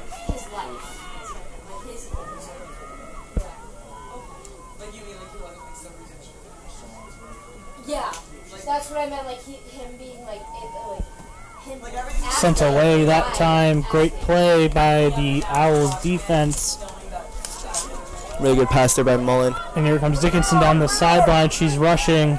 It's a one-on-one. She's looking for a pass. Perfectly read by the Warriors.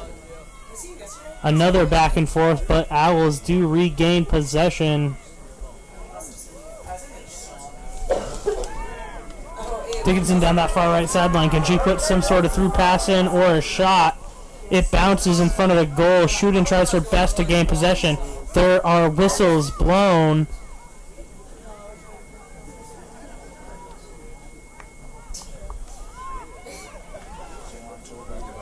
Healy redirects it. Here comes Souza. Souza tries to get it to Skinner, the second top scoring goal scorer. Capico, with her height advantage, heads it away, gets it towards the corner where O'Connell is rushing, but it's out of play. You know, and kind of just what you said about Capico's height there. You know, really able to win mostly every single header that she goes up for. You know, either on corner kicks, like the goal against Plymouth a few games ago, and you know, just able to be really physical in the midfield. Really helps out the midfield here for Keene State. Speaking of those types of headers, this time defensively, the Warriors come up with one as Capico in front of the goal does make a great little spin move to get away from the defender, and a redirection headed for O'Connell in a one-on-one matchup is beaten by DiBiasio. And unfortunately, because of that pressure, Healy does send it out of play, setting up East Con with just over 24 minutes now to come back from a 1-0 victory that Keene State is posting right now. And another whistle, this time blown against the Warriors, setting up a free kick, unsurprisingly, awarded to Alexa Skinner.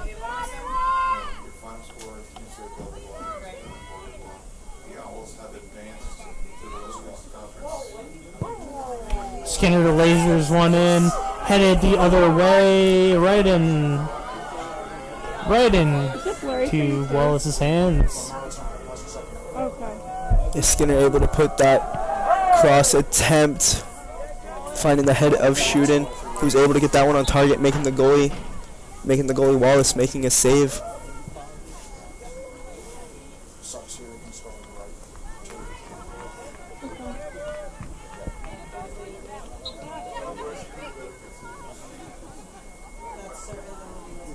Skinner puts it back into Owls territory where Shooten rushes into a one-on-one that gets picked up by Halligan.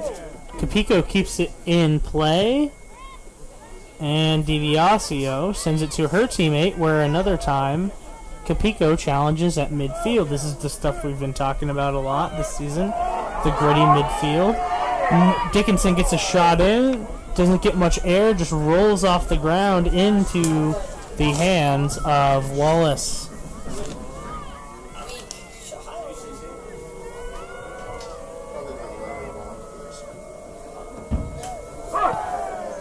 But yeah, Shooten able to find that one to Dickinson. And now Shooten does a great job in the 2-on-1 to head it and gain possession, and uses her body to create a spot there before it's finally taken away. And a whistle comes up, which results in a free kick here.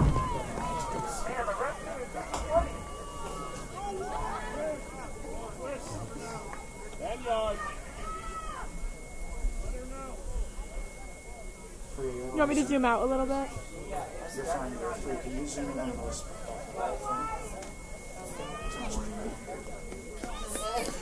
Now, Tom, how far would you say this free kick is? Like 25, 30 yards, something? Something around that range? I put it about 30, 35. I know. So yeah, Skinner here, you know. I'd say Skinner and Stolfi are about the only people who can really do that. Yeah, Skinner and Stolfi here. Looks like Skinner will take this one. Looking for the pass. She sets up Stolfi for it. Stolfi puts in a regular pass instead of a boot, but she does get to put one in the corner to O'Connell, who's left alone. O'Connell still alone. Oh, and they call it offsides. Unfortunately, O'Connell was in perfect position for that pass that Stolfi set up for her. But yeah, it looked really low in front of the Eastern defense. But really good pass there by Stolfi after that shot was blocked. Unfortunate for Keene, though.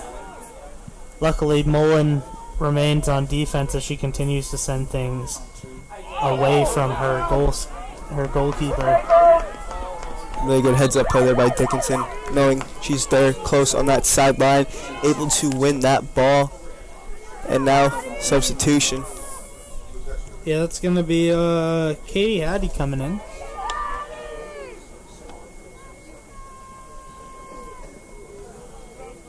Hattie is taking over for Dickinson.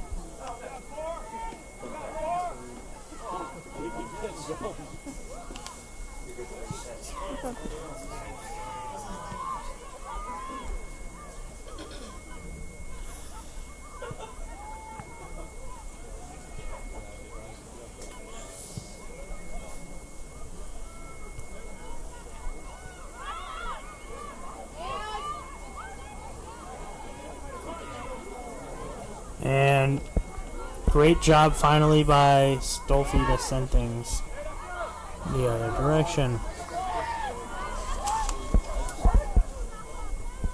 Keene's defense combined with the impressive goal play of Moritz makes them so hard to score against. The Warriors pressing just their hardest this time. Yet again, resulting in a corner kick here. Yeah, and looking like Eastern throughout this whole second half has been getting frustrated, trying to break through this line, the tough line.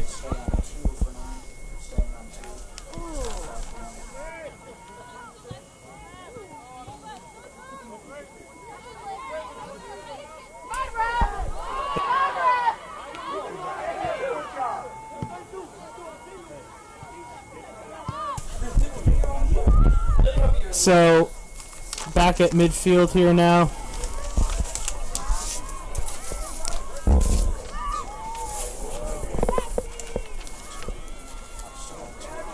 Putting the pressure on. Moritz has to go in and makes a diving stop. Briefly bounces, but does a great job covering things up. Moritz making a really good save there. Really nice turn though. You have to give credit to the Warriors there on that one. Really good turn.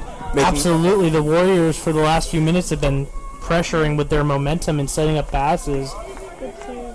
As Keene starts to threat to do the same until it's finally broken up.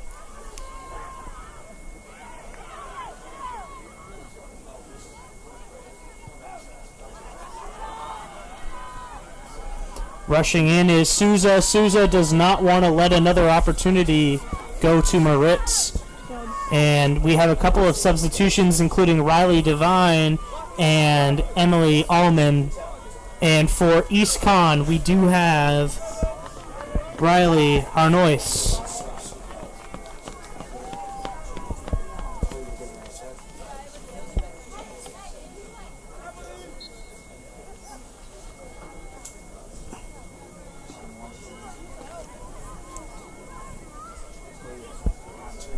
Eastern now, 17 minutes left here in the second half. Really trying to look into any opportunities they can get forward, looking to get crosses into the box, trying to force a mistake out of the Keene State defense, who has been playing really sharp so far throughout this whole game. Yeah, we got 17 to go in a 1-0 game, but, there's no such thing as a tie in playoffs. So if EastCon is able to continue mounting this pressure and find the net back in the net, it could really change the outcome of this one.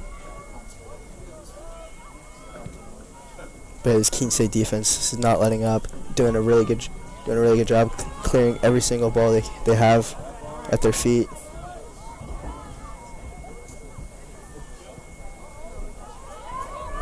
And rushing in on a one-on-one that time. Owls get the throw in.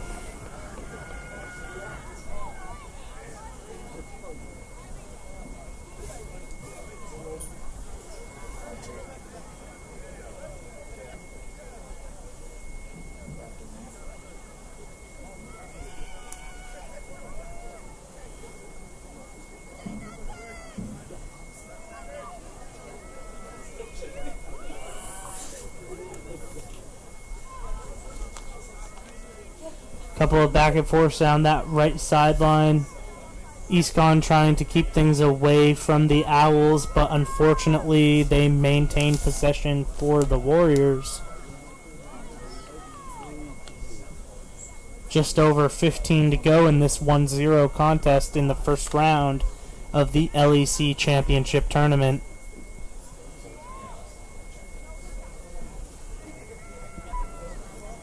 These two teams tied in their first meeting. So far, Keene is getting the better, but EastCon showing just why they were able to tie earlier in the season. They're showing a lot of fight, on every single attack, really getting dangerous crosses into the box. Now if you're Keene State here, you really got to start thinking, trying to push for a second goal, but trying to stay defensively sharp as well.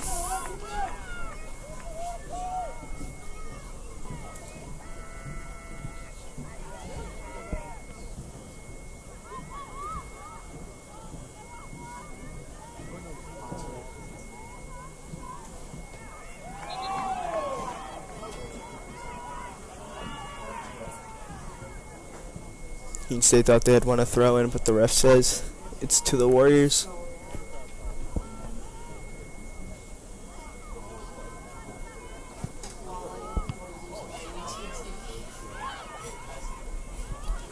And Kapiko does a good job trying to send things the other way. Moritz wisely reads that one and lets it sail right into her. Catches it easily for a save. Yeah, Moritz making that one look easy. Doing a really good job. Keeping the ball in front.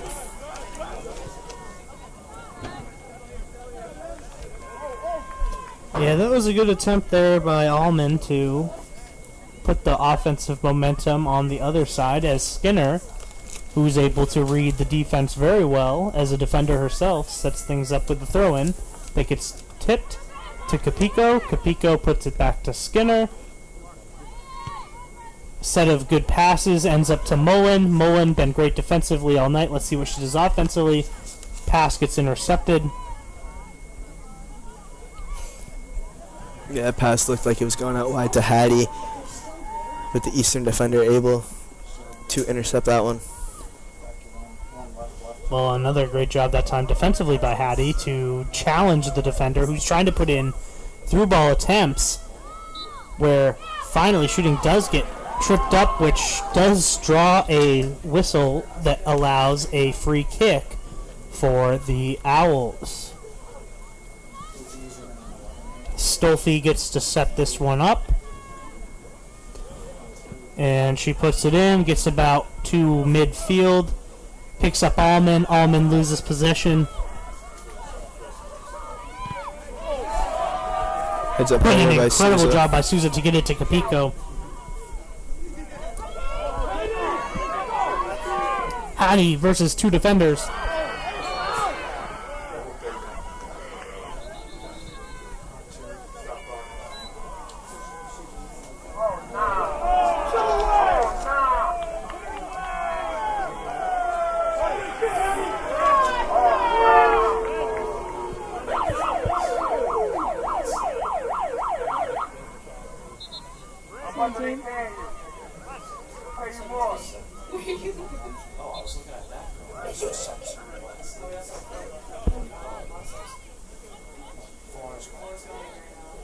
So it looks like that we're going to have Dickinson coming in for Keene State.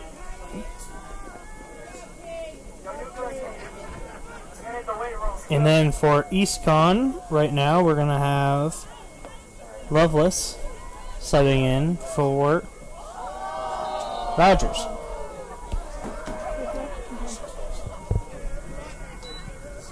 Play resumes.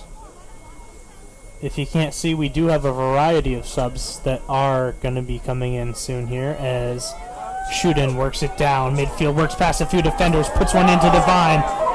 And Wallace was able to read that one. A really good drive there by Shootin, who had plenty of space in the middle, trying to find that pass to Divine, but Divine's touch is too heavy. Got picked up by Wallace. Sent the other way. Here comes Kendall Healy to avoid letting something happen for EastCon. Now down the sideline by herself, rushing in. It's a one-on-one. Wallace, good bead on that one. Follows it to the outside left post. Results in nothing for Keene, who remains up 1-0 in the first round of this LEC championship tournament.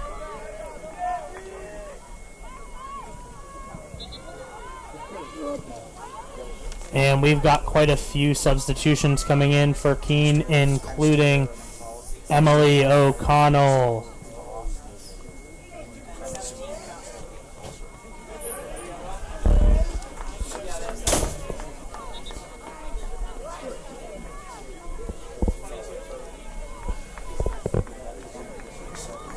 And then for EastCon, we do have Grace Muller coming in. I apologize, I did miss the other two Keene State substitutions.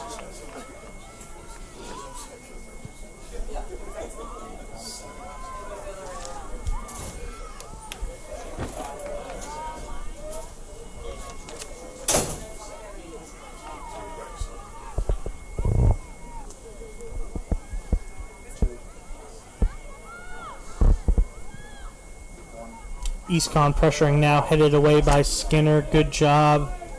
As a big floater results in a popped fly right to Skinner, handled easily.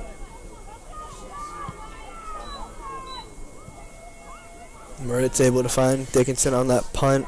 Really heads up play as they're able to break the press from Eastern Connecticut.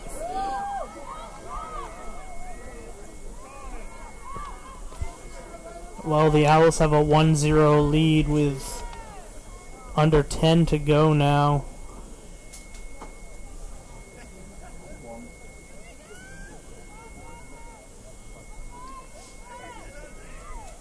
Unlike the last meeting, this cannot end in a tie. Somebody has to advance.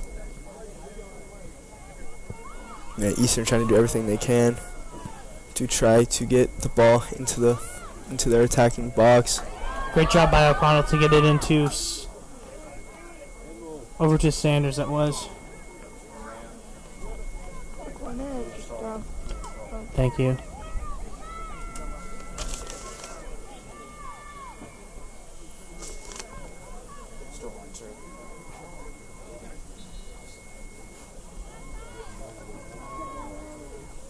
Unfortunately, call another offside here against Keene. Warriors get to set things up for another attack. Yeah, ball deep in their half, trying to get it up as quick as they can.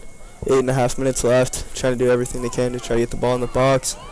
Great job by O'Connell to disrupt that pass. Allman tries her best to get it to McCarney. McCarney looks for Skinner. Skinner is finding another one of her teammates. She does finally get to Mullen. Couple of back and forths, trying to maintain possession until it's out of play. Throw in this time for DiBiasio.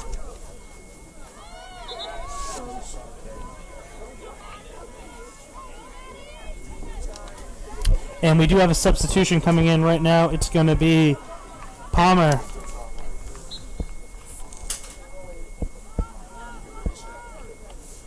Here comes DiBiasio. She's by herself. She sets something up.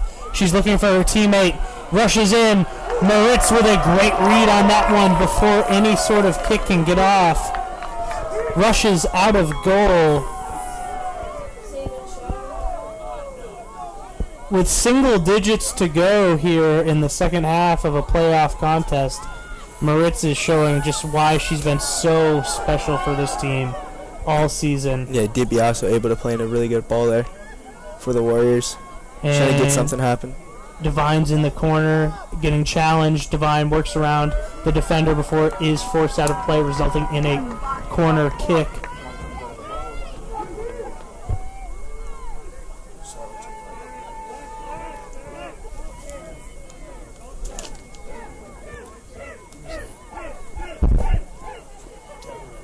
I think that's Stolfi.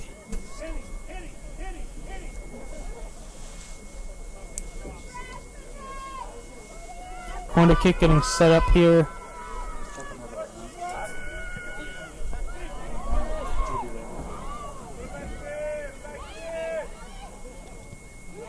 Rushing in, Dickinson picks it up after gets rebounded. Wallace had to keep her eye on that one as things getting ping-ponged around here. Now McCarney works through a couple defenders. Gets it to Skinner. Skinner looking. Does successfully get to the Mullen. Skinner again through pass looking for O'Connell. O'Connell gets it headed, but ends up into the feet of the Warriors.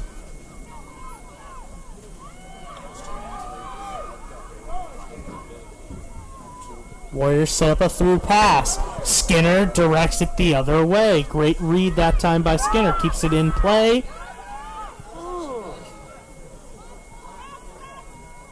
And still in play on that far right sideline. Good hold up play there by Divine. Able to hold off the defenders from Eastern. Really trying to get more time off this clock. 5 minutes and 20 seconds left. Yeah, Reed, you can definitely sense the pressure mounting from the offense of the Owls and the offense of the Warriors. Both want to secure a W.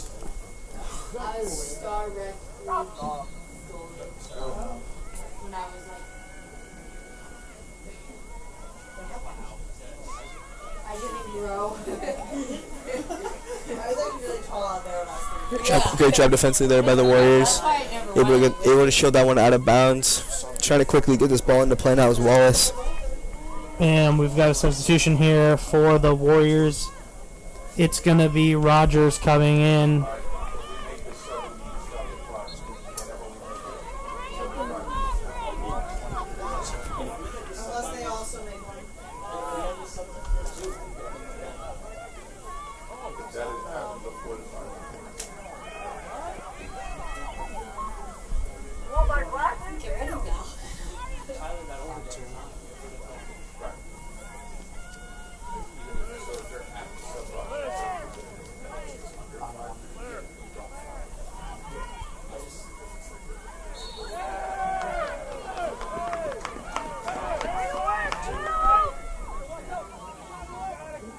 She like just pulled her hair.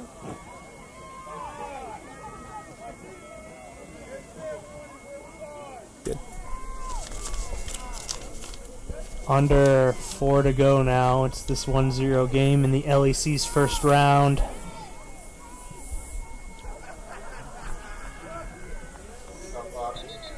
We get a quick stoppage of the clock here as we have 3 different substitutions for the Owls, including Jocelyn Tyler, Claire Halligan, and Elizabeth Shuden.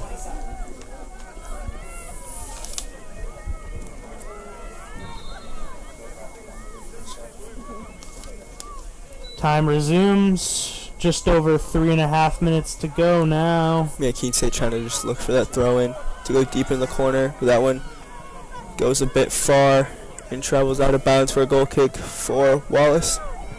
If you're Eastcon, Reed, what do you need to do now? As a shot gets set up for Dickinson. Dickinson gets to send one in that goes wide right, stays in play. Picked up by the Warriors, and then here comes Tyler. Tyler's on her own. Tyler's getting challenged now on the goal line until sent out of play, which will result in a corner kick. Really good cut from the right foot to the left foot to go down the line, trying to get a cross in on the left. A great tackle there from the Warrior defender, able to block Tyler's cross on the left foot. Able to win a corner now. Sets up Alexa Skinner, a big assist and goal threat, just a general scoring threat for Keene. Headed in multiple different directions, but gets sent the other way, not what the Owls wanted. Alexa by herself for a second, rushes in as a defender, through ball, headed. Warriors read it perfectly. Battle at center field, sent the other way. Warriors rushing to keep things away from their own defender. Things remain in play. Down the sideline, rushing. There was a second there where Moore had an opportunity, but it will end up being Skinner that gets this throw in.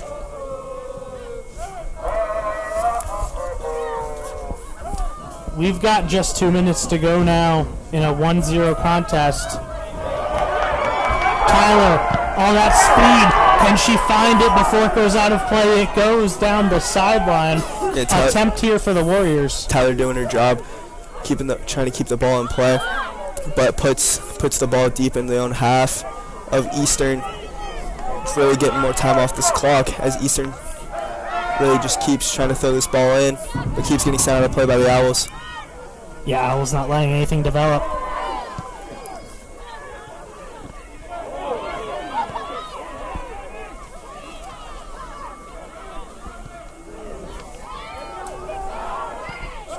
Sent the other way. Come on, Dickerson. This is the best opportunity they have. To Skinner. To Tyler. Back to Shuden. They keep it in play. The Warriors let roll slowly out of play. It's a free kick. Somehow I ended up missing that, but this sets up a free kick in the most important moments of the game for both teams.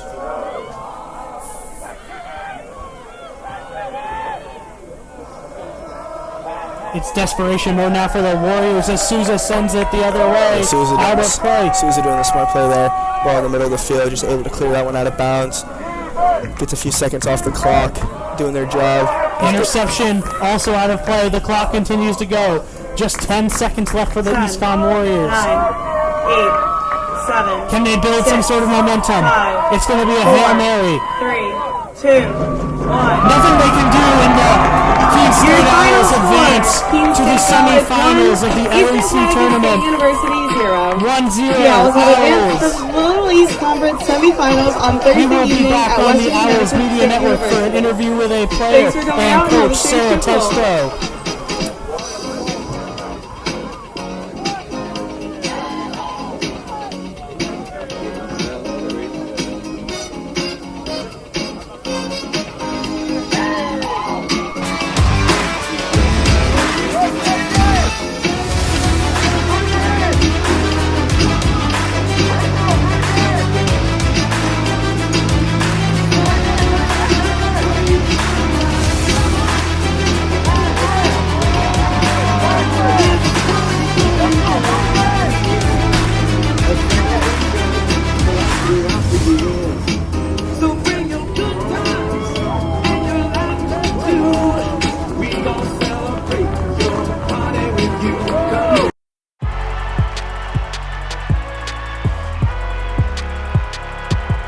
Number 32, Kyle Hornsby. Inside the 30. Touchdown.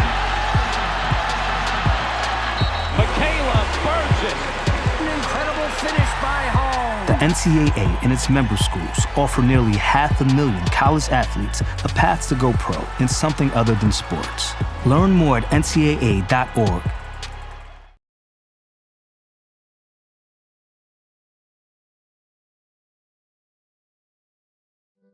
We know you will find your community along Appian Way here at Keene State College. Over a campfire on the Student Center lawn.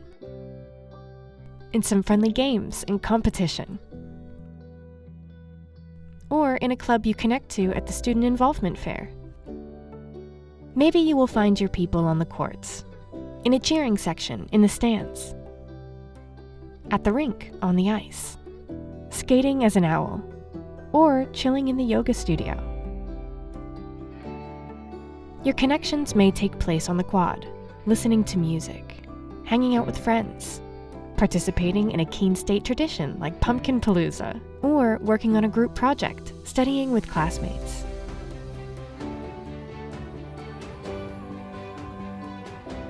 Maybe your talents will bring you together with your community on one of our stages, in the main theater, or the recital hall at the Red Fern Arts Center.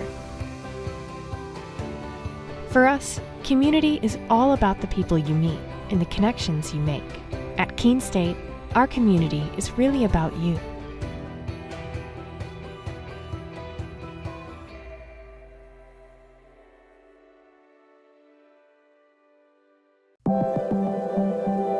Proportion to me is the lived experience of our Division III student athletes. They balance life from an academic perspective and the rigors of competing at a high level, bonding with teammates and building lifelong friendships. But they also are involved in their communities. They work jobs and internships and volunteer. They've learned to be resilient. Diverse experiences are setting them up for the future. Passion's love. Passion is love for what you do. Because I think when you face challenges, it comes down to how much you want it and how much you love it. Passion is what keeps you going forward. Seeing so many people that were like-minded and so hardworking in their sport and academics, being surrounded by like-minded people makes you want to be more passionate. I think it pushes you to a different level that maybe you didn't think you had. And you can do the best of both worlds and love all of it. A good citizen is someone who wants to make a positive impact, both in their communities and in the world around them. The Division III approach is absolutely the best approach out there for amateur sport because it wants student athletes to explore all parts of who they are. Be successful in the classroom, be successful in competition, be successful in the community. So our student athletes learn what it means to strive for and attain success, but doing it the right way and being good citizens. Comprehensive learning is being able to adapt to experiences and apply the things that I learned. Being an athlete and juggling academics helped me grow as a person, and things that I've learned, I was able to apply it in another field, putting them into everyday life. Developing comprehensive learning helped me prioritize certain things to make sure I get to where I want to be. Responsibility is being accountable for your words and actions, first and foremost. It also is an obligation to be a positive influence in the communities around you. Being in a D3 program, you're going to have lots of different opportunities. You're not just an athlete, you're also involved in student life. Your academics are extremely important. We give a lot of our student athletes responsibilities right from the start by giving them leadership opportunities, by having them engage in the community, being a positive influence. That's being a responsible person. I believe sportsmanship is a mutual admiration and respect for your fellow competitors.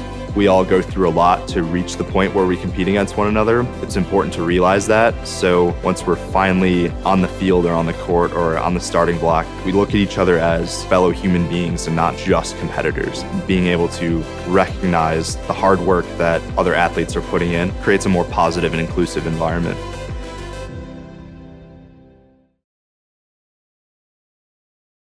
I pledge. I pledge. I pledge. I pledge. I am an NCAA student athlete. And I pledge to be a champion of unity on my team, on my campus, and in my community. I pledge to embrace differences and strive for inclusion and collaboration. I pledge to stand against racism, hate, and discrimination. I pledge to strive for love, care, and forgiveness. I pledge to stand against silence, deceit, and obscurity. I pledge to strive for dialogue, truth, and understanding. I pledge to stand against fear and doubt. I pledge to strive for trust and belief in one another. I pledge to stand against complacency and stagnancy. I pledge to strive for change and growth. I commit to supporting my fellow student athletes in all circumstances that impact them. I commit to both choosing unity personally and encouraging it for all. I pledge these things because we are stronger together. United as one.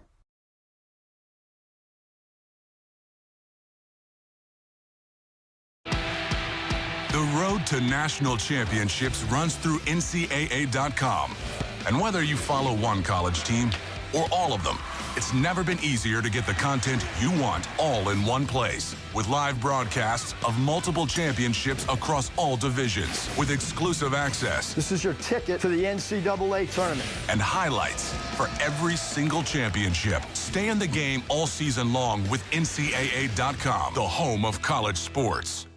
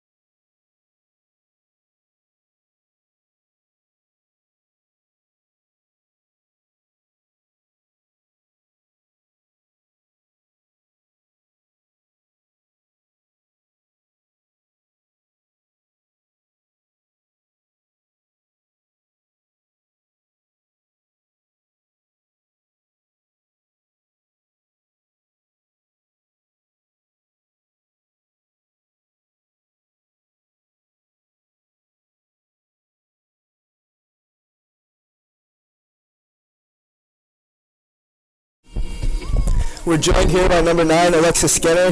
Now the defense overall the last 3 games has kept a clean sheet. How does this confidence bring to this team going into this big game against Western Connecticut? Just overall, this year we've played really good defense in the back. Having confidence in all 4 of them, and especially our goalie Sonia, definitely helps. And just always getting that clean sheet, winning those 50-50s, it helps our whole team. And I think our whole team definitely has confidence in our defense. So. So how's it been being a senior captain of the team? How much has that gone into your ability to lead the team both on the field in the game and, say, in practice, for example? It's definitely a big role, but being second-year captain has definitely helped. Last year was kind of like my trial run, but this year definitely being a leader on and off the field. I think a lot of the underclassmen look up to me, so having that role is really important, and I feel like being a good leader on the team has helped our team overall this year. Yeah, I just want to go back to that goal that you had with Souza. You were making the overlapping run, and Souza was able to find you over the top. Is that just the chemistry that's been building over the last few years that you guys have been playing together? Yeah, definitely last year. Started last year when she moved back to center back. We played really well together, and I called for that ball, and she found me, and I think it's about time she especially gets credit. Defense doesn't usually get a lot of credit, so that assist to two defenders to the assist to the goal is really important, and I think it's sparked more confidence from the back line. All right, perfect. Thank you for joining us, and good luck on Thursday. Yeah, of course. Thank you.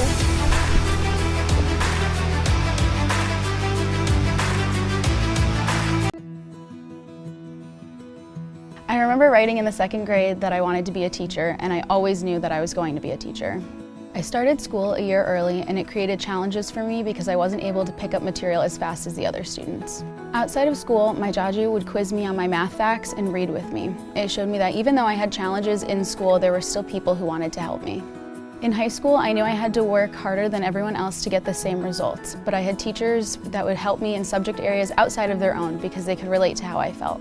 The way these interactions with my jaju and my teachers made me feel while I was learning is the inspiration for how I'd like my students to feel. I'm able to build relationships and be vulnerable with my students when they're struggling because I've been in their shoes and I know exactly how they feel. Being able to relate to them from my own experience has become a massive asset in becoming a teacher.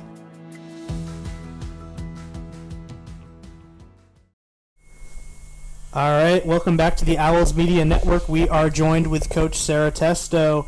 And Coach, after a win today, you guys are moving on to play WestCon State after a win against EastCon. What did you see today that you were a fan of, and what did you see that you want to improve upon?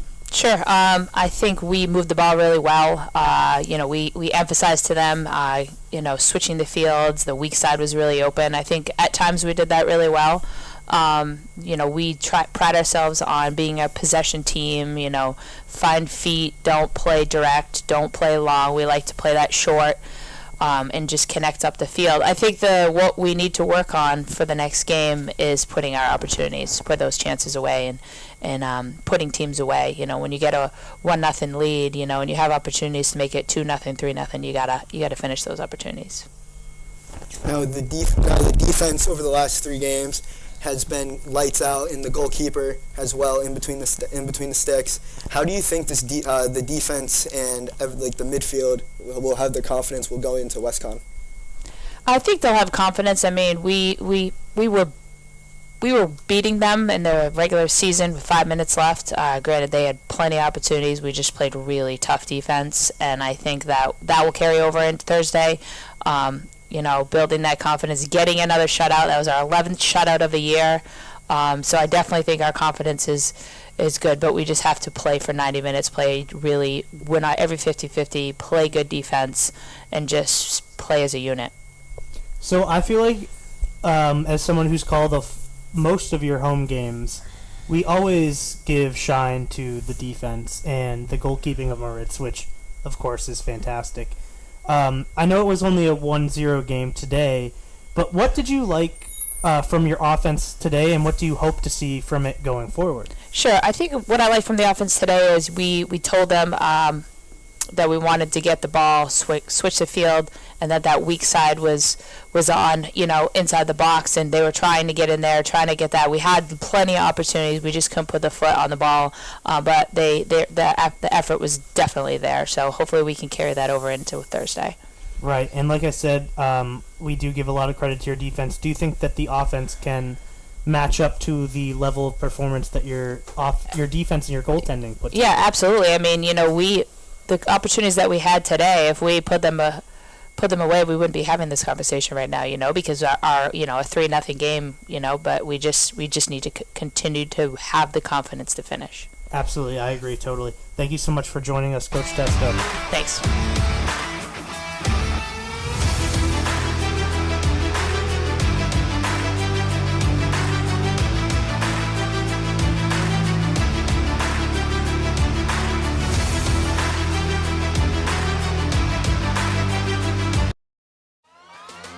right, pay attention. Welcome to Fandom 101.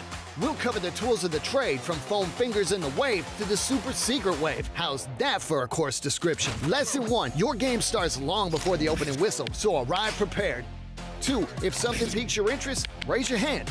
And 3, work in groups. NCAA championships, attendance is encouraged, passion is mandatory.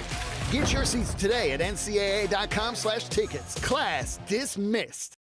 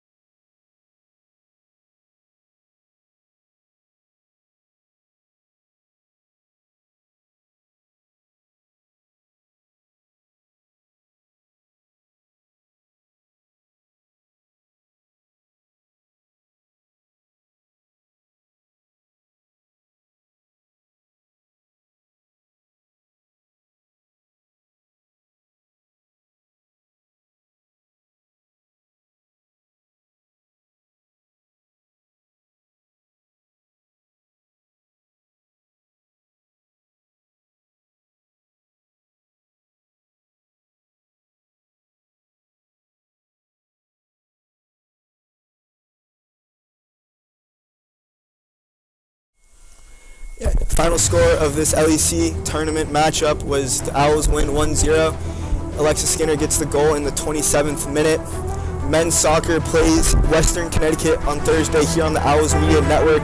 You can also tune into the field hockey game against Plymouth State on Thursday as well. The women's soccer team will be traveling to WestCon on Thursday to a time to be determined. You can keep track of that time, that kickoff start on the LEC network. Thank you for tuning into this one and have a great rest of your day.